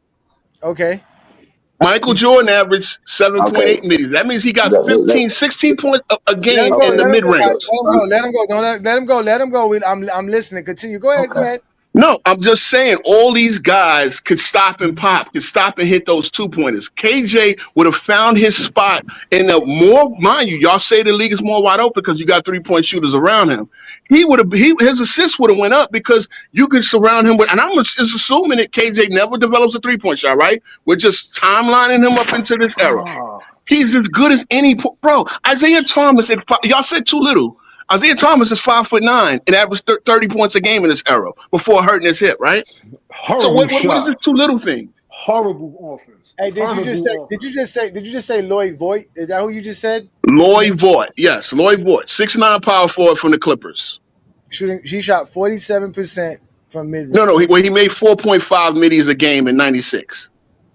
In 90s, I'm looking at 96, 97. He made 3.9 mid-range shots at 8 of them per game, shooting 47.5%. And that's pretty damn good, right? Because DeMar DeRozan makes 3.8. That's 8 points per game. Where else is he? Oh wait, when we go look at the rest, we go look at the rest of what he does. He doesn't shoot no 3-pointers, so he only is going to give you 8 points per game. Plus, he gives you 2 shots. He's giving you 10 points per game, my friend. This man's giving you 10. But that's what I'm saying. That's his whole operating area. Lloyd Voigt was like average. I hadn't thought about Lloyd Voigt in years. In today's NBA, he would be obsolete because that area is not necessary. It's horrible. But nobody cares about you shooting mid range. You're shooting at 47%. It's not gonna change nothing. I got a guy shooting 35% from 3-point land, 37% from 3-point land, which is way better than his mid range. Now, see, Lloyd Voigt. Okay, so you got to understand. Back in '96, Lloyd Voigt conversation. But see, that's the point I'm making, bro. Okay, go. Let me tell you something. KJ shot 42% from mid range, bro. That is not that spectacular. That's. But it actually is pretty good because most people ain't shooting 42% in this era in the mid range. No, don't do that. Don't do that. Let's do that. Give me look. I researched after the last time I was up here. There are only 7. If I'm gonna call you a mid-range operator in any era, you got to make at least 1.5 mid-range a game, and you got to do it at a 45% clip. Do you know how many guys qualify in this era? Because you went because in this era they don't take too many. I know, but the guys that do take it are the lead scorers. Let's go to the guys who shoot at least who make at least, because you didn't do that with the other guy. You went. These are the guys that make at least 1.5 mid-range shots per game in today's NBA. Let's start with Anthony Davis. He shoots 42%. Paul George 42%. Jalen Brunson 45%. He's an operator. Joel Embiid shoots 38%, but Joel Embiid didn't play that many games. Yeah, throw this year away from Embiid. Cam Thompson shoots 49%. Kawhi Leonard shoots 48%. Jamal Murray shoots 45%. Giannis shoots 44%, making almost there, 44%. Banchero shoots 42%. Devin Booker 52%. He's an operator. SGA shoots 50%. Kevin Durant, 53%. Brandon Ingram shoots 45%, and DeMar DeRozan shoots 46%. These are all the guys who make at least 1.5 mid-range shots in today's NBA, and they all shoot it well. Besides Joel Embiid, which you said don't count, and they all. But you notice those are the better scorers in the league, right? You just went down the best scorers in the league, right? No, I did it. Jamal. I mean, a lot of them. Basically, most of the people you name are great scorers. No, right? But they all because if we go to how many 3-pointers they make, they all shoot more 3-pointers than they shoot mid range. No, I get it, but I'm saying the guys that can shoot mid range, especially the ones that shoot it well, are the best scorers, right? The guys over 50%, Booker, Kevin Durant, right? Those are the DeRozan is still a great scorer, right? The best scorers in today's NBA, you would have Kevin Durant because he still averages 27. Brunson's in there, yep. Brunson, SGA, Devin Booker, Giannis. But again, Giannis takes 11 bad shots at the rim. Giannis takes 14 of his shots inside of 10 feet. But I understand that point. But that's what I'm saying. No, but you can't say because they make 2 shots at mid range that's why they're one of the best scorers in the league. That's disingenuous, brother. No, but my point is they have, and remember, because Kevin Garnett, Paul Pierce, and Ray Allen all said this on camera. we were mid-range players. We like even Ray Allen, one of the greatest shooters of all time, said, I always took my first shot of the game in the mid-range. I never came out and shot a three. I'm shooting most of my threes off of offensive rebound or defensive breakdowns. I'm not just coming out and dropping a 30-footer. This is the big three Celtics, right? The guys that LeBron couldn't master until he went to Miami. So they said we played in the mid-range. Now, like I said, the guys that I qualify as mid-range operators, 1.5 make, and that's not a lot. Because if I go back to the 90s, then I look at there's at least 28 guys in 96 that qualify. At least 28 guys. You know two of the people who qualified? Steve Kerr, who shot, I think he made 55% of his mid-range in 96, 97. 55%. Steve Kerr. Like one of the greatest three-point shooters of all time, he could also make the mid-range as well. Jordan could kick it out for an 18-footer to him. And Muggsy Bogues would be an elite mid-range player today. I'm just saying. This is an assumption that they never developed their three. They weren't elite then. No. See, they weren't elite scorers, but they could. But if you look at their mid-range shooting, they were great. They will be elite as far as mid-range shooting. Please. If Muggsy is in Minnesota, he's the last guy on the bench. Was Earl Boykins the last guy on the bench, or did Earl Boykins have a nice career as well? Bro, he want to have Lloyd Boyd about back then.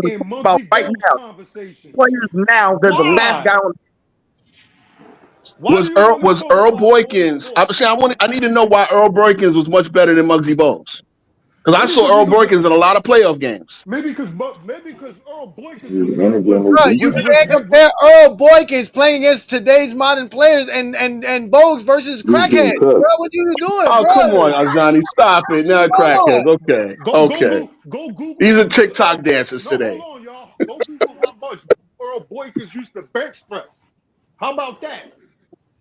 You think Muggsy Bogues was a weakling? Why we having this conversation, Johnny? Muggsy Bogues only played in the NBA because they expanded the NBA, bro. He wouldn't be in the league that long. Same thing with Bruce Bowen. Same thing with Bruce Bowen because Bruce Bowen came out in 93 and then get a spot to 96. But he's an all-NBA defender in LeBron's era. Come on, we can't do that. What does that have to do with anything? Bruce Bowen is a physically 6'7", 6'6", 6'8".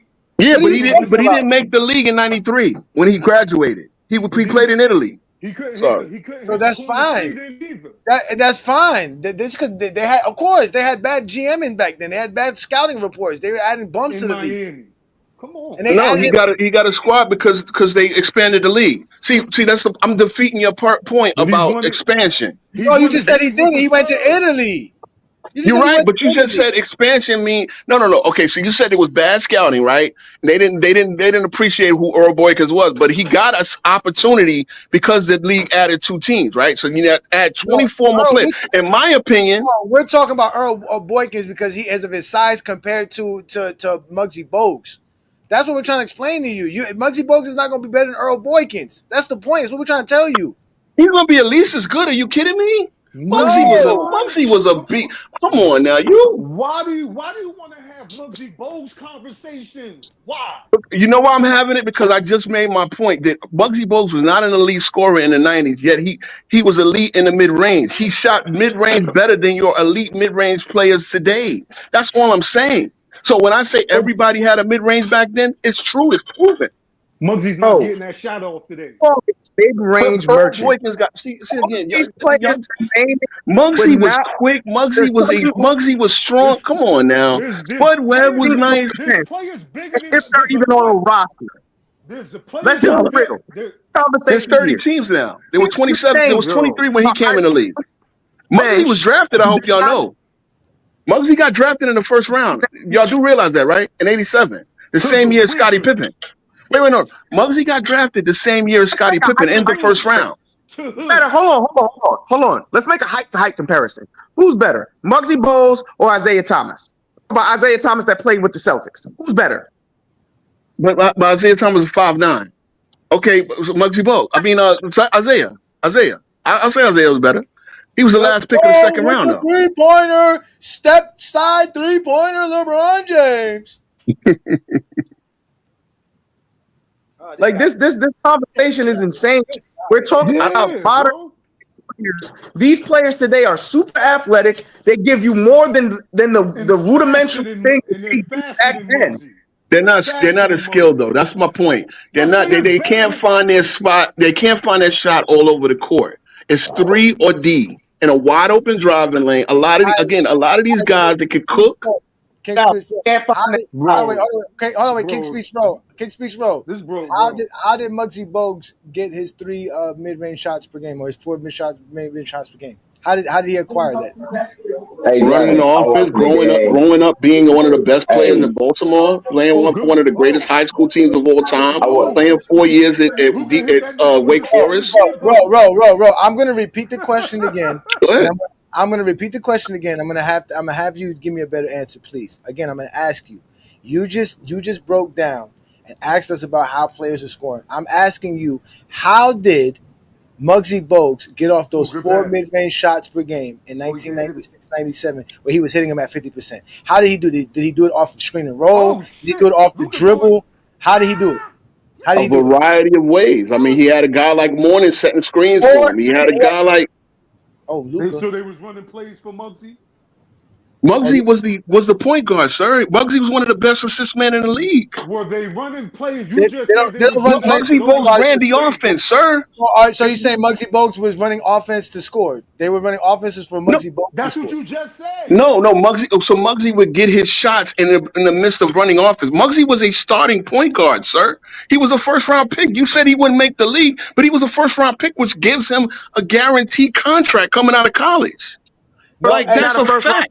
Hold on. I gotta talk to I gotta talk to a GOAT James Kingdom member. Hold on, y'all. Darnell Heights. The reason the mid-range shot is a bad shot in today's NBA because it is the least efficient shot. Even if you shoot it at 50%, which is elite, you're still not going to be better than a guy who shoots the 3-pointer on average. So the idea isn't to get a mid-range shot because no matter how good you shoot it, how many times you shoot it, it's still not going to be effective enough to beat somebody else who's jacking up a bunch of threes. The reason the mid-range worked so well in the 1900s was because not too many people could shoot the 3-pointer. So the mid-range was stretching the floor.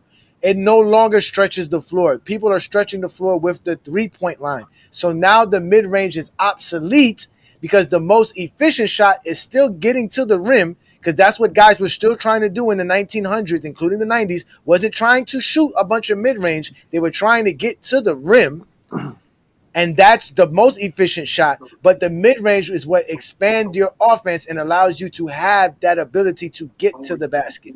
That's just like today's NBA. You take the 3-pointer so that there is an ability to get to the basket because you're still trying to get to the basket. That's the closest shot. The only difference is that now you have to do it in different ways because you're not just going to give it to no big man and dribble for 5-10 seconds and think we're not playing defense on that. You have to be more creative. You have to be better at shooting. You can shoot a bunch of mid-range all you want to. The best mid-range shooters in today's NBA doesn't lead to winning. It doesn't lead to winning.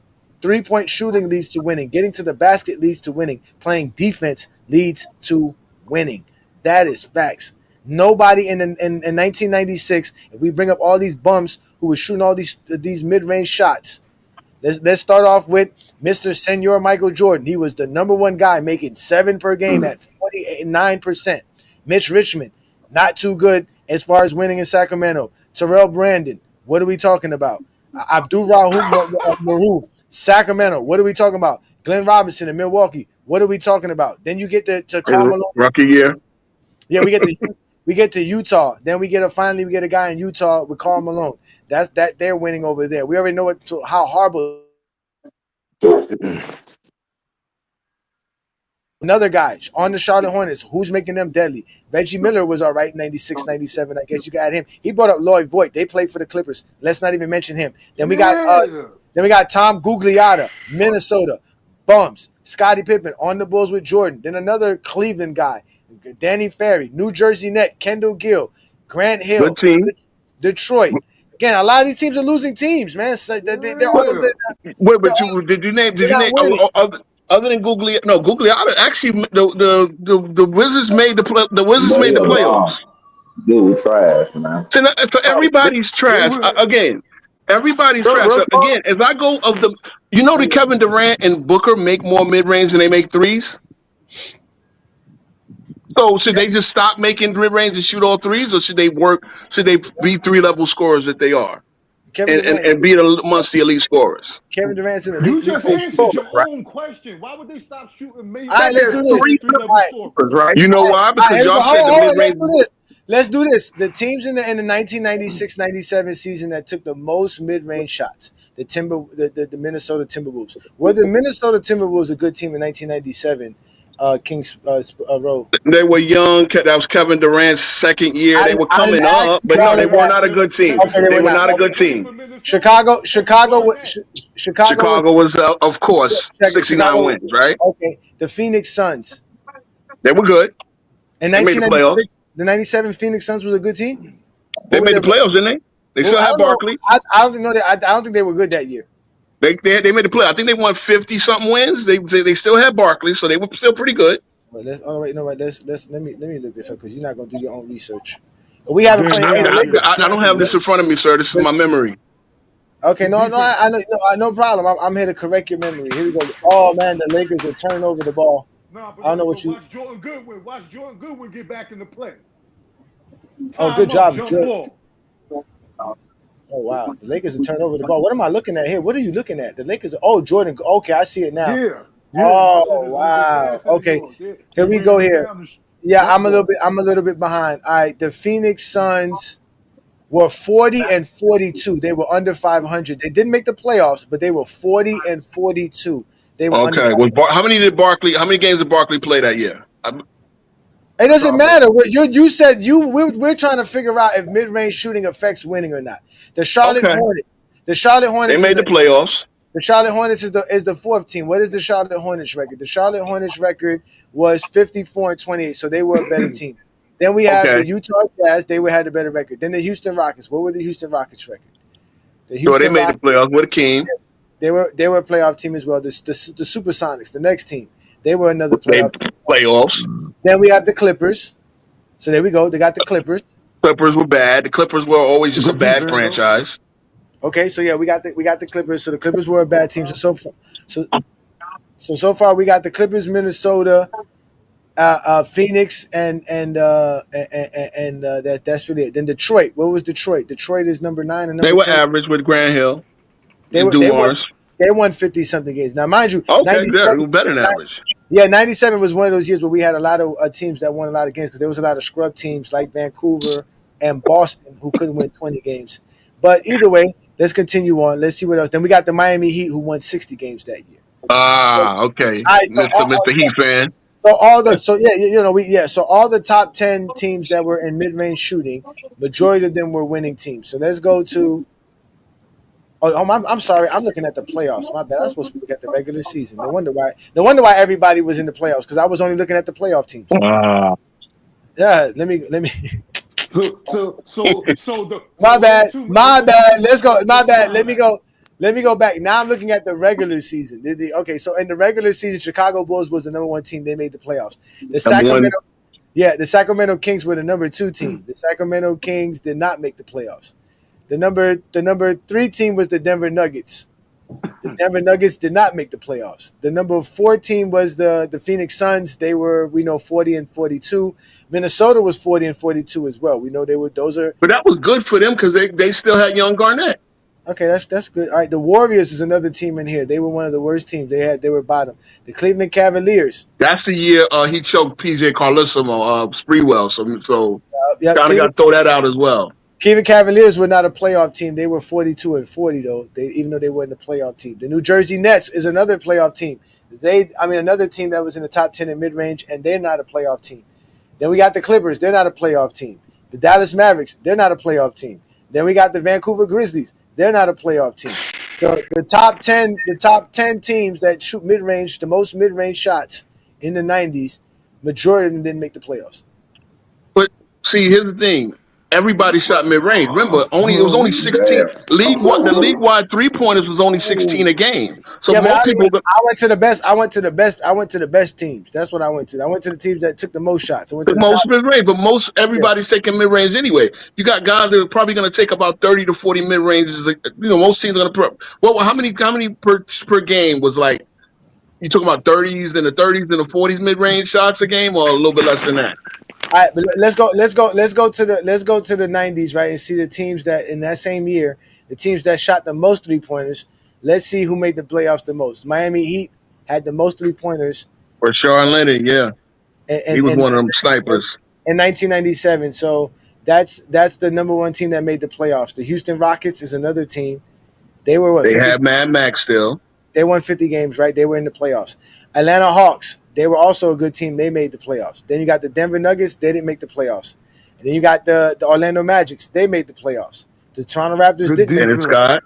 Seattle made the playoffs. Detroit made the playoffs. Lakers made the playoffs. Phoenix made the playoffs. So over half of these teams, basically only two teams out of the top 10 who were the top 3-point shooting teams in 97 didn't make the playoffs. And really 6 or 7 of them were good teams, because the only teams that we could say were not really good was probably the Phoenix Suns, and that's really it. Because and maybe Detroit. So we're talking about 6 good teams. Yeah, Detroit had a lot of shooters around Grand Hill. Again, I'm never saying that the 3-point shot was bad. Remember, y'all say nobody could shoot the 3 back then, and then those that could. See, my only argument is you got to be able to score at 3 levels. You as a team, somebody got to be able to hit the mid. Somebody got to get to the basket. And if you got 3 elite 3-point snipers around, then that's great as well. You got to be able to score at all levels. King, listen up. This you're missing. Yeah, bro, please break this down. Players are 3-level scorers. That's the point. Yeah, nobody in that era is a 3-level scorer. Nobody. Ray Allen on a 3-level scorer? Wait, Ray Allen's in this league. He's not a 90s player. He's a 2000s player. Well, that was actually his rookie year, and he played with Big Dog, right? He was drafted in 96. He played 3 years in the 90s. Yeah, so that's his rookie year. And one of them was a short season. That doesn't make him a 90s player. That makes him a player drafted in the 90s. But what I'm saying is in his second year, he's averaging 18. So if you go to 97, 98, Ray Allen was born a 3-level scorer, guys. Come on now. How many true 3 was not a 3-level scorer in 1997, 98? Ray Allen couldn't get to the basket. He didn't have a mid-range, and he didn't have a 3-point shot. Is that what you're telling me? I'm sitting here saying the majority of players in today's NBA are 3-level scorers. No, I think the majority are 3 and D guys. Please let me finish. The majority of players at every position are 3-level scorers. That's the difference between now and the 90s. That's why what you're saying makes no sense. You're arguing Ray Allen. Okay. Oh wait, Ray Allen shot 42% from the field, 43% from the field. He shot 36% from 3-point land. Are we going to say being a 36% 3-point shooter makes you a 3-way scorer? He was also a rookie, Johnny. I mean, most rookies weren't coming in dropping 25 a night. Allen Iverson. Okay, what did Iverson do that year? I want to make sure he's averaging 22. He was because if we go to he's average at the rim at 62% at the rim. So that's just about average, because about 60 to 62% at the rim. He's in mid-range, he's a little bit better in mid-range. He's somewhere around 42% at mid-range, but he's 36%, which is actually average or above average in that era. Yeah, and that average is really above average, because you know what I'm saying? So you would say, and he averaged 19.5 points per game playing all 82 games that season, shooting 43% from the field. So you want to call Ray Allen a 3-way player for the 90s? 3-level scorer, yeah. And use 1 year in 1998 to do that. But that's his second year in the league. Come on, guys. So why did you mention it, bro? What you mean? Why did I mention it? Because you've seen Ray Allen. That's why he's a 90s player. Because everything the real Ray Allen that you're talking about is Ray Allen is in the early 2000s. It's going to be 2001. Well, we know that's when he gets to the peak of his career and he's playing his best basketball. We understand that. Because Ray Allen known for. Because in 2000, what is Ray Allen known? Oh wait! In 2000, he averages 22 points per game, shooting 45% from the field, shooting 42% from three-point land. Now you want to call him a three-way scorer? We can say that. I can guarantee if we start looking at his numbers, then yeah, we're gonna start seeing elite three-way scorers.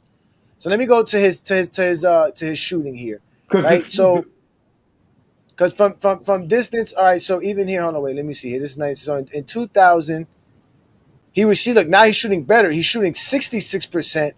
He's shooting, well, that's in 2001. And 2001 was when he was shooting 66% at the rim.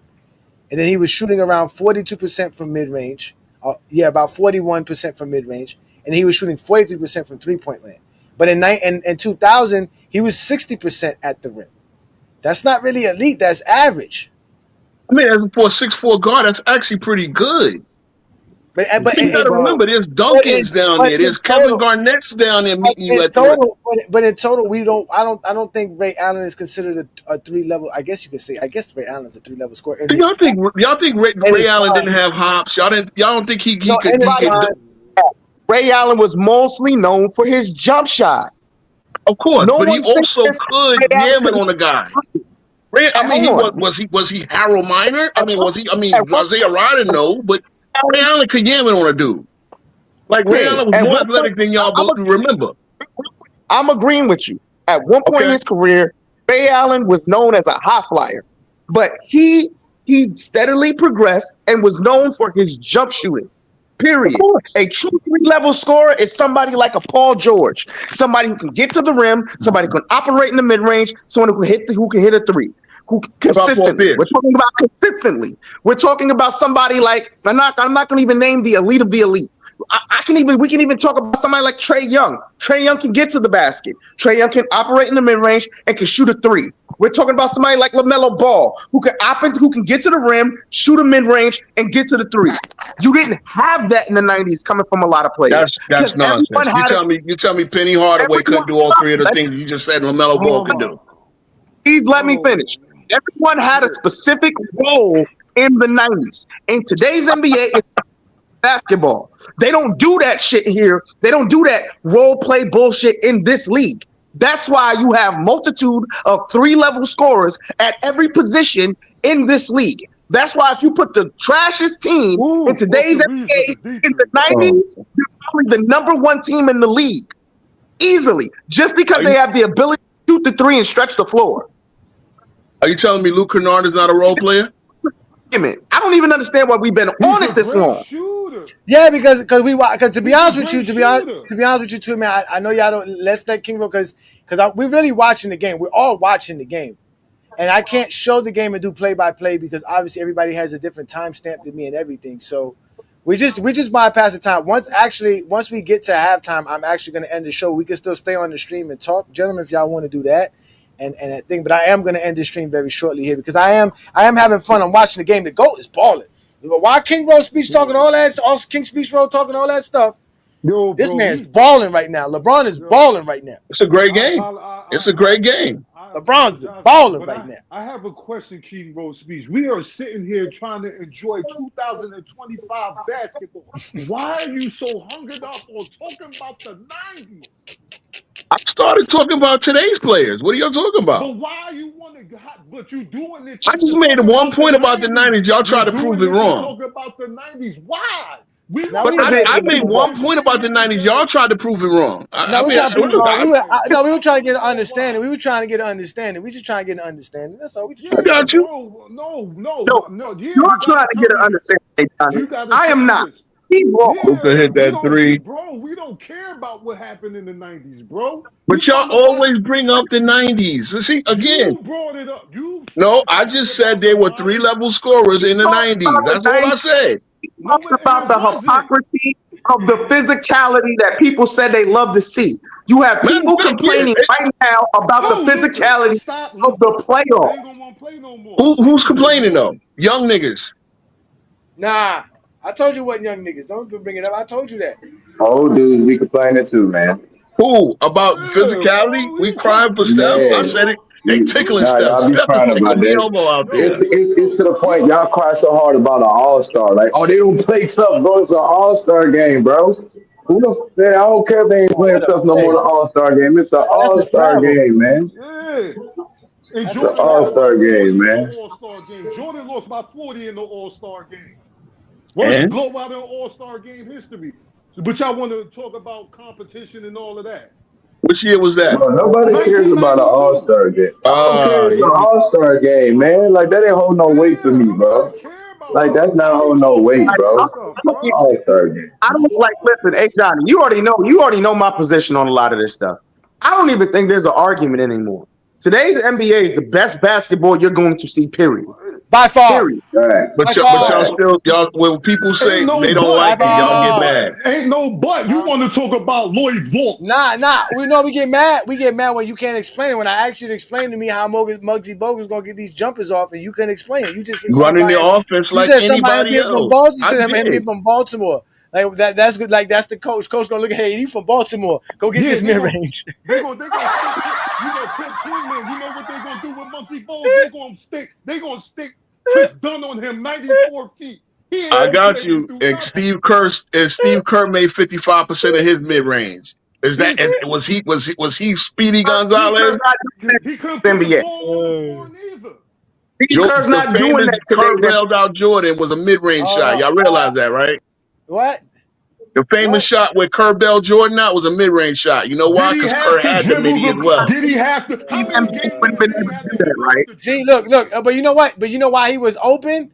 Because that's what they used to do. They used to leave people like him open because they couldn't do nothing else but hit open shots, and he was going to get a couple of those a game. That was it. That's why Muggsy Bogues was hitting those. In today's NBA, Muggsy Bogues ain't getting that shot because ain't nobody sitting around here waiting for somebody to double team, and you sit on the weak side for some ball to come around. You got to actually be on the court and do something. You gonna be you. We're not gonna guard. We can guard you standing over there at 18 feet from the rim. He's gonna have to step 22 feet from the rim, 23 feet from the rim, and when he does that, he's gonna be bricking, and he can't do nothing once the ball's in his hand. He's gonna be a liability. You know, we started this. We talk about Hornacek and KJ, right? And y'all said KJ wouldn't do, which is just wild. If anybody y'all could give props, it would be KJ. I mean, come on. KJ is gonna be on the end of the bench. No, AJ going to be on. Before we go, wait. Before y'all go on a tangent, let's stop it now. Let's update the people with what's going on because we keep telling y'all it is Lakers in 5. Because right now we are looking at the GOAT balling right now. So, ladies and gentlemen, the Lakers are up right now at halftime, 58-54, in a brilliant matchup, Game 3 in Minnesota. The GOAT is 9 of 12 from the field, 2 for 4 from the from the three-point land, 6 rebounds, 2 assists, 1 steal, and 1 block, 0 turnovers with 22 points, ladies and gentlemen, while Luka Doncic only has 8 points. He's 1 of 5 from the three-point land, 3 of 9 from the field. He does have 5 assists, but Luka Doncic only has 8 points. Austin Reeves has made an appearance today. He has 14 points, 4 of 8 shooting from the three-point land. He is balling. So those are the Lakers headlining stories there. And, of course, Jaden McDaniels is saving the Warriors. The Wolves. If the Wolves are going to win this series, it's going to be predicated on Jaden McDaniels. He has 14 points leading the team. Julius Randle is second. And tied in first with 14 points as well. But obviously, Anthony Edwards, I told Chilltown this. They are going to shit on Anthony Edwards when they lose this series and they go back and look at his numbers and see that he did not perform the way they thought he should have performed, and they're going to start calling him kind of weak names because he keeps getting compared to Michael Jordan, and supposedly he's been on the phone with Michael Jordan as Michael Jordan has been mentoring him and motivating him. And now let's see how much y'all going to say that as he's 5 of 14 from the field with only 12 points, and that is the score. The actual Timberwolves are shooting 23% from the three-point land. They're shooting 42% overall for the game. They are not playing too well. They only have what's this? Let me see here. They have 25 rebounds. That's not looking too good. But the Lakers got 32 rebounds, but the Lakers are shooting 52% from the field and 43% from the three-point land. So with that being said, the Lakers are in good control of this game. They're up 58-54, leading. LeBron James got them doing that. So we keep telling y'all it is Lakers in 5. Lakers in 5. Lakers in 5. Lakers in 5. Lakers in 5. Lakers in 5. Lakers in 5. Lakers in 5. Lakers in 5. Lakers in 5. Lakers in 5. It don't matter. Divorce court, child support, Lou Dort. Lakers in 5. KC, KFC, UFC. Bigger than 5. It doesn't matter. Chris Paul, Jake Paul, Logan Paul. Bigger than 5. Serge Ibaka, Chewbacca, Waka Flocka. Bigger than 5. Tyler Hero, superhero, guitar hero. Bigger than 5. You can have hard, you can have a park, you can get a garden. Bigger than 5. White side, back side, sunny side. Bigger than 5. Phoenix sun, Capri sun, the sun about to set. Bigger than 5. Bigger than 5. Bigger than 5.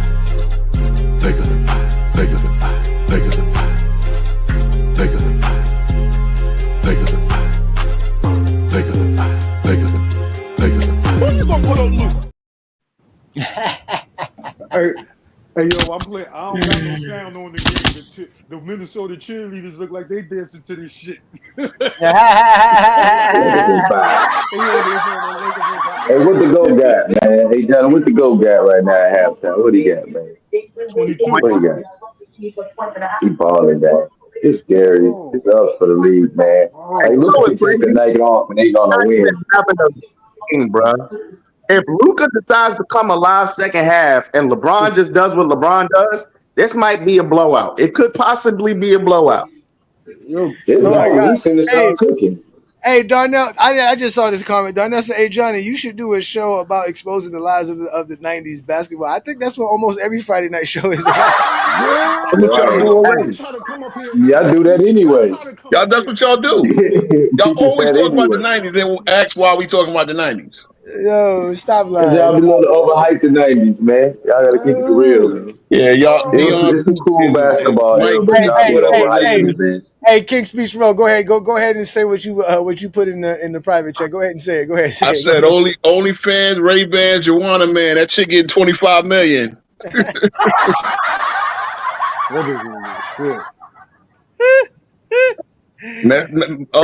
Messy, but I keep it on the personal life. He be all right though. He be all right. They gonna work it out. Yeah, write that check, get your deal, bro. Get your money. They just said Jai out for game 4, Johnny. Yeah, and in short, Matt trying to be in these streets, being a buff sugar daddy. He need to stick to some women his age, bro. Stop messing with these young. Monique told him.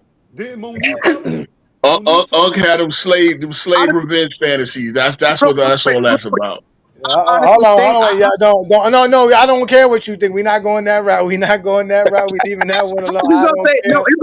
It's gonna be PG. PG. I honestly think there's nothing PG about that situation. That whole situation is great. Yes, we all know. Even that's not PG. We listen. We gonna leave that alone. Just write that check and move on. That's all. It is what it is. Listen, it is what it is. He tried to write a check. We just gonna have to see what happens. We're gonna have to just let time fly by. He is a LeBron fan though, and we just gonna have to eat this bullet right now because it's looking crazy. It's looking crazy. But let's let Jason Jackson guess it. Let Jason Jackson get his take in. He says, "Man, I thought so too, Mar, but these guys might love Jordan so much. These bad takes just come from them. They love Michael Jordan, bro. They really do. I mean, you can't blame them. Jordan's a star, man. Jordan's a star of all stars, man."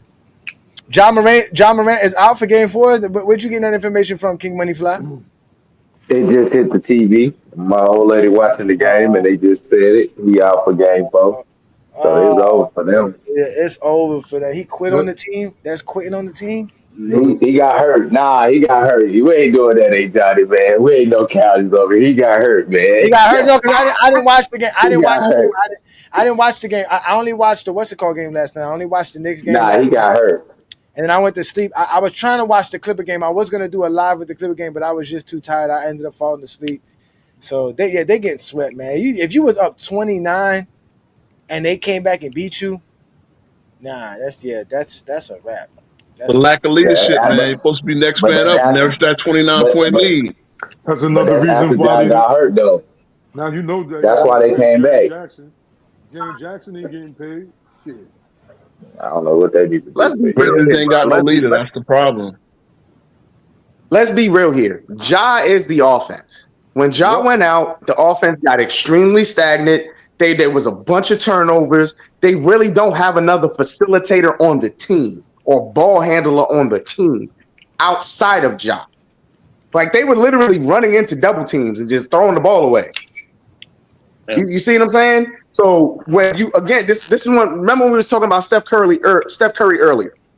If Steph's not on the floor, he sits down. You can run a standard defense. Ja draws a lot of attention from a defense because he's so explosive. You see what I'm saying? So he's going to garner a lot of attention. Now he's off the floor. Who do you really have to worry about? You know everybody else. That I hate to say it, Memphis is your old school 90s team. Everybody has a role. I'm being real. Everybody has a role. That's why nobody can step up and take the reins and keep it going, because everybody has a role. Let's be real here. If LeBron got hurt, guess what? When AD was there, AD could step up, take over the reins, score the basketball. Who's doing that on the Grizzlies? Every team in the playoffs right now can do that except Memphis. That's why they couldn't do it. That's why they blew that lead. Because they have that one superstar that can sit here and fill up the bucket, and everybody else knows their role. Question is, sir, can I retort that? Here we go. I don't see why you would. When AD went down against Phoenix in that first round, was it 2022? Right? That was 2020. No, the year after y'all won the chip. AD went down. He got hurt. What happened? What happened to LA then? Wasn't Phoenix up by 30 in 2 straight games? So if you saying, go ahead. I have a question for you. Did the offense stagnate to the point to where they couldn't score buckets? Phoenix had a better team. Phoenix was up 45-15 at one point in that series. But Phoenix had a better team. You still had LeBron James on the floor who could still facilitate and run the offense. Who can do Phoenix that? Ran them out the gym twice in a row when one guy went down. Who can do that? They're not answering my question. I answered yours. With AD off the floor, LeBron can still facilitate the offense and run the offense. They're not going to stagnate. The Phoenix Suns had a better team. Just like OKC has a better because the offense did stagnate. Phoenix was up 45-15. Who does Memphis have on the floor that can facilitate the offense, run the offense, and keep the offense running smoothly with Ja out? I'll wait. I gave you my answer. What happened with the? You right. Now give me the answer. Who can facilitate the offense for Memphis Grizzlies? It should be Scottie Pippen Jr. It should be Scottie Pippen Jr. We're not talking about should. Who does it? Okay, nobody does it to the level of Ja because Ja is a special talent. Exactly. But it should. When AD, I have a question for you. Now, since you brought it now, I have another retort to your retort. What? When AD went down, was he facilitating the offense at all? Or no, LeBron James is there to facilitate the offense? Also, LeBron James was still there, but why was Phoenix running them off the floor? With LeBron James still there facilitating? They had no rim protection. That's why. But then what happened to their offense? They went down 45-15. AD's there to fill up the bucket and play defense. So you lose your primary rim defender. What did they do? They killed him on the inside because they had no size. Then why couldn't the offense keep up, sir? They still had LeBron. Oh my God! It doesn't matter when your team is better. They lost their right. By the same token, we know that OKC is a great team. 5-on-5. So even if LeBron James gives you 30, if you have KD giving you 30, and you have Devin Booker giving you 25. No, KD and Devin Booker. KD wasn't on that team. Booker was. Players are going to step up again. At the end of the day, Phoenix had a better team. Just like when LeBron in his early years ran into better teams. Y'all realize that game. You realize that the Lakers with a 7 seed. Hold on, sir. You realize the Lakers with a 7 seed were favored heavily. 90s team. Everybody has a role. That's why they didn't know what the hell to do when Ja went out.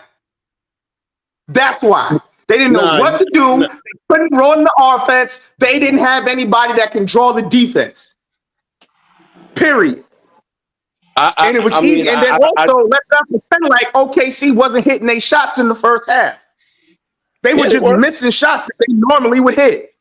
And what happened? They got red hot and they couldn't respond. That goes to coaching, and that mainly I blame that on the coach. He could not adjust in the moment. So it was poor coaching, and it's poor management of the team. And it's poor, in my opinion, it's poor effort. Somebody's supposed to step up and take the reins and keep it going. 30-point lead, like I agree with you. You're supposed to nurse that to the end. They made 9 shots in the entire second half. An NBA team, 9 shots. That's embarrassing, bro. It is embarrassing. Now, but again, here's why I disagree with you. I said it's a lack of leadership. You said it's a lack of they were like a 90s team where if one guy go there, and here's the thing. In the 90s, again, I hate talking about the 90s since y'all hate talking about the 90s, but I didn't see teams give up 30-point leads almost ever in the 90s. I bet you if you go to the whole 90s, you probably have maybe one instance of somebody blowing a 25-point lead. Let's know a 29-point lead in the playoffs. Because they can't shoot. Because they can't shoot. They can't shoot. They couldn't shoot. I got you. Exactly. They can't shoot. We had this conversation. A 20-point lead in today's NBA is really a 10-point lead. You're right, and I agree. I agree with that. 30-point lead. It's 6 30-point lead in today's NBA. A 30-point lead in today's NBA really is a 20-point lead. Because let's not fake. I already said it. A 2-minute run from one of these teams in the NBA, they can erase a 20-point lead in a matter of seconds. So let's not pretend like it didn't shock me. This isn't even the first time this has happened in the modern NBA.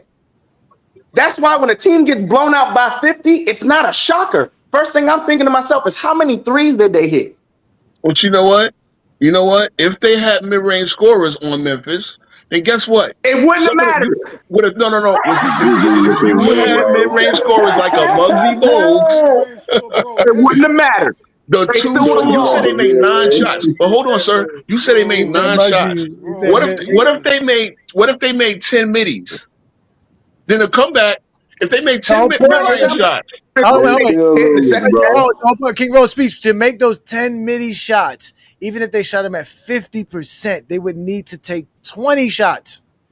So you see what I'm saying? I get the math. I get the math. But they had a 30-point lead. Wait. I can get that same 20 on less shot shooting 3-pointers. Hey, Johnny, but when you go cold from 3-pointers, and let's just stick in. You're giving a scenario that didn't happen. They were red hot. Period.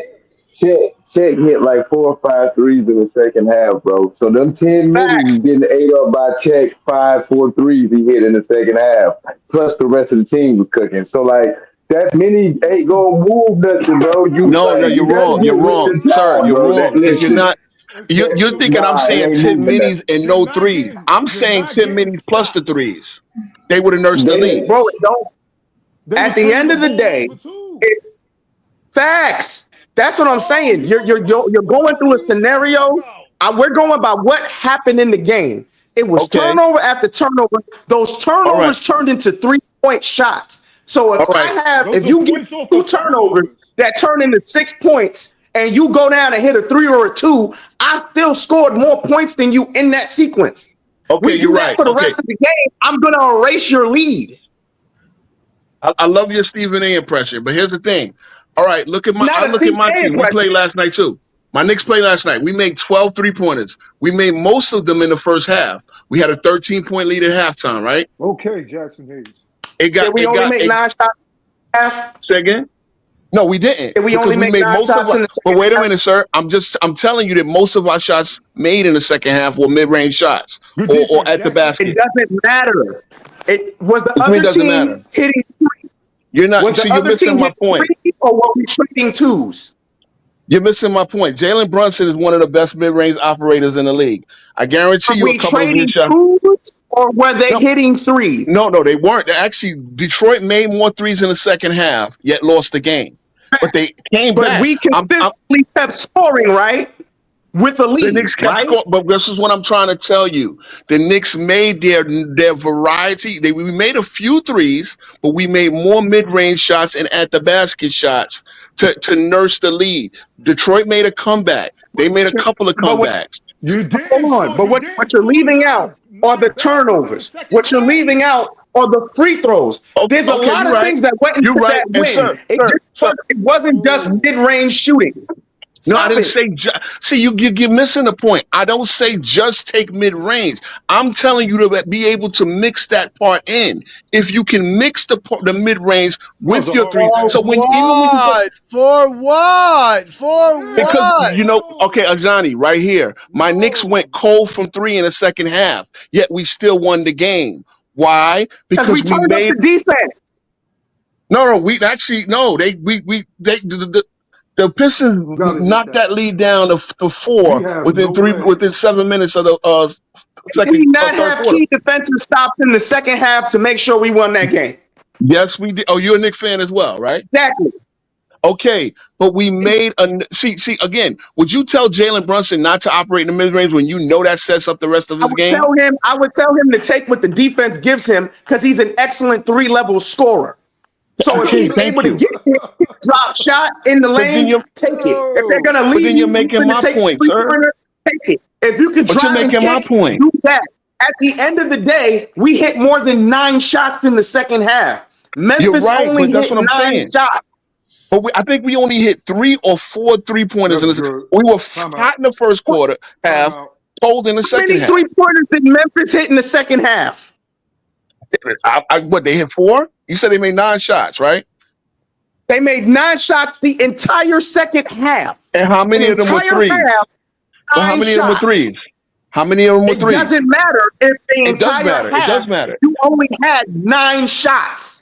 But my point is, if you had a guy that could make some of those mid ranges, then you nurse the lead a little bit. Man, you're talking about a 29-point lead versus a 13-point lead.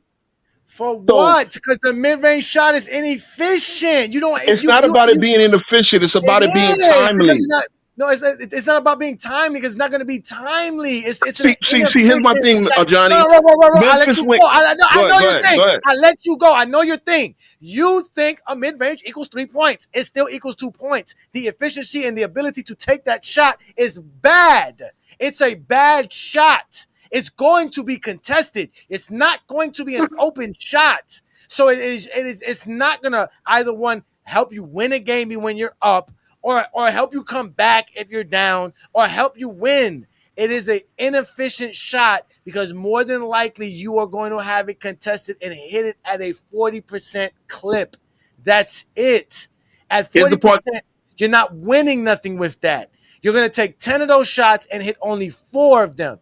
It's not enough. It's not enough. We got to get to the basket or get a 3-pointer. The reason the Memphis Grizzlies lost was because they got sped up. They forced them to have more turnovers, and they were missing their threes while the OKC Thunder hit the threes. The reason y'all won wasn't because y'all started hitting mid-range and slowing the game down or nothing like that. It's because at the end of the day, the Knicks are efficient. Y'all get shots at the rim. Y'all went to the free throw line. Y'all played defense. Fact. Come on. Okay, here's the thing. How many times did Jalen Brunson get fouled? See, here's the part you're missing. When you took the mid-range, you're more likely to get fouled in the mid-range than that 3-point shot. That's what I'm saying. The 40%, but then add the fact that you're more likely to get fouled taking a midi than you are taking a 3. So that adds to the point total. Where do you get that? Where do you get that from? When did you? Well, where does that come from? Why am I fouling a mid-range shooter? That's what I'm trying to explain to you. Why? Because you have to guard up. Well, let's keep it real. Azur Thompson picking up his fouls. Is he picking it up full quarters? He picking it up at the 3, or is he picking it up watching Brunson juke and get to the mid-range to go to his offense? The Knicks hit 5 shots from mid-range in yesterday's game in overtime. I mean, and we needed all 5 of them. That's 10 points. No, not when you had 1, 2, 3, 4, 5, 6, 7, 8, 9. I'm looking at 10 baskets at the rim. So you said we made 5 shots in the second half in the mid-range, right? Yes, and I'm counting 2 of them that's in the paint. Yeah, and I bet you Brunson hit 3 and Mikal Bridges probably hit the other 2, right? But that's not why y'all outscored them and won. That's what I'm saying. No, but my point is, okay, we're talking about the Grizzlies who made 9 shots total. And obviously that means they went cold from 3, ice cold from 3, and then they stopped them from getting to the basket, right? If you only make 9 shots in the second half after having a 80-point, like they almost scored 80 points in the first half, right? That's telling me that you don't have enough variety in your game to continue the offense. Again, they had to nurse that lead. Now they're done. Turned up the defensive intensity, which OKC can do. How you gonna? First of all, how you gonna nurse? Because you got the lead going into halftime. You were up by like whatever 13, 14 at halftime, whatever. Yeah, but by the middle of the third quarter, they brought it down by 2 points. They were a couple of possessions in the game. So that's my point. But it wasn't. But it wasn't because y'all was shooting mid ranges. That's what I'm trying to explain to you. No, but what I'm saying, come the fourth quarter, when the game got a little bit more tight, we operate there. We actually got a lot of foul. We actually got to the line a lot in the second half as well. So all of those, like you need points anyway you get it. Shots. We got by the line by attacking the paint.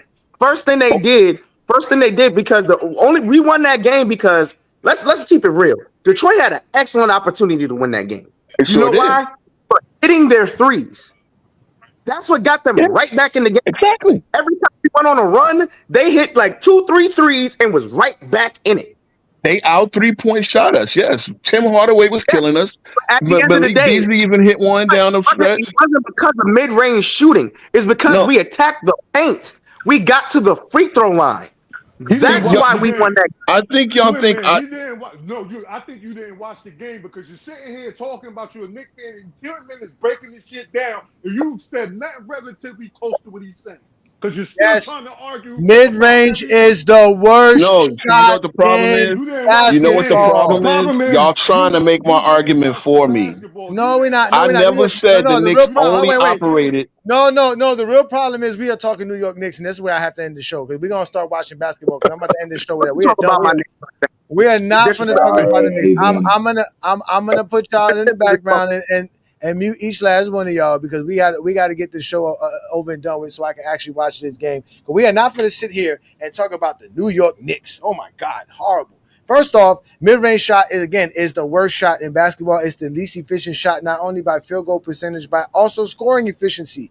At the end of the day, if you got somebody averaging 40% from mid-range, you got somebody average 40% from three-point land, who are you going to want to shoot the ball? The guy taking the three-pointer. That's just at the end of the day, man. It's mathematics. I always say y'all love math. It's simple. Scoring three-pointers is better than scoring two-pointers. And why are you going to sit here and take an 18-footer when I can just take a step back and hit a three-pointer?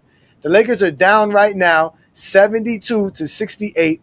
As it is 6 minutes left to go in the third quarter. Luka Doncic is not playing well, but LeBron is, and it is a good ball game. I want to give a shout out to all you guys in the background. Don't leave yet because we're going to bring you back up once I end the show. As you guys know, this is the Friday Night Exposure with the Exposer. I do this every Friday night right here on the GOAT James Kingdom platform, plus on FYF Sports Debate. We are also live on Facebook as well. You guys know what to do best, man. Join the GOAT James Kingdom membership by going to the GOAT James Kingdom homepage on YouTube. Hit that join tab. You'll see all the different perks for becoming a member of the GOAT James Kingdom channel.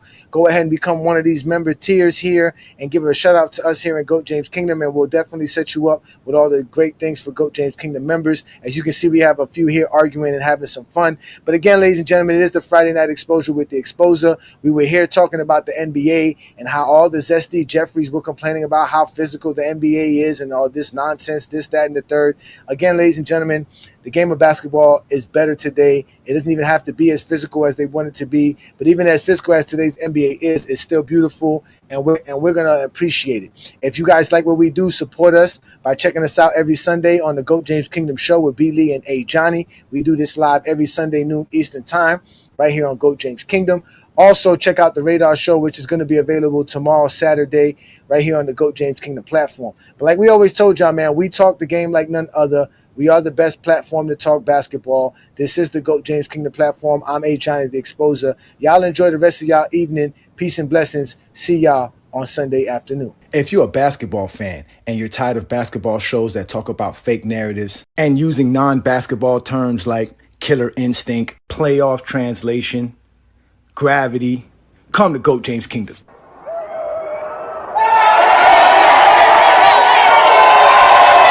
Welcome to GOAT James Kingdom, where basketball lives forever.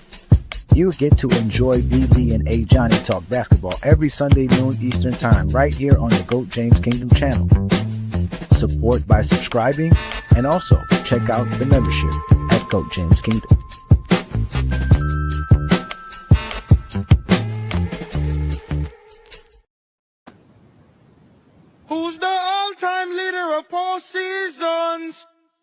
Pacers, Braun.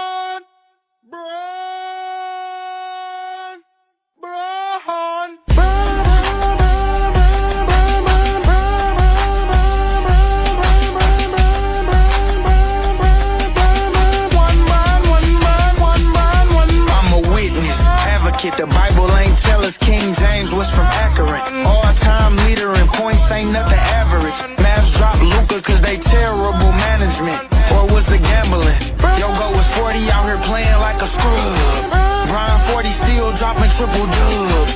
And I ain't the one to talk about nobody's son, unless it's Gloria, but they call him the chosen one. Stephen A. trolling. We seen that boxing video, that uppercut bogus. Akron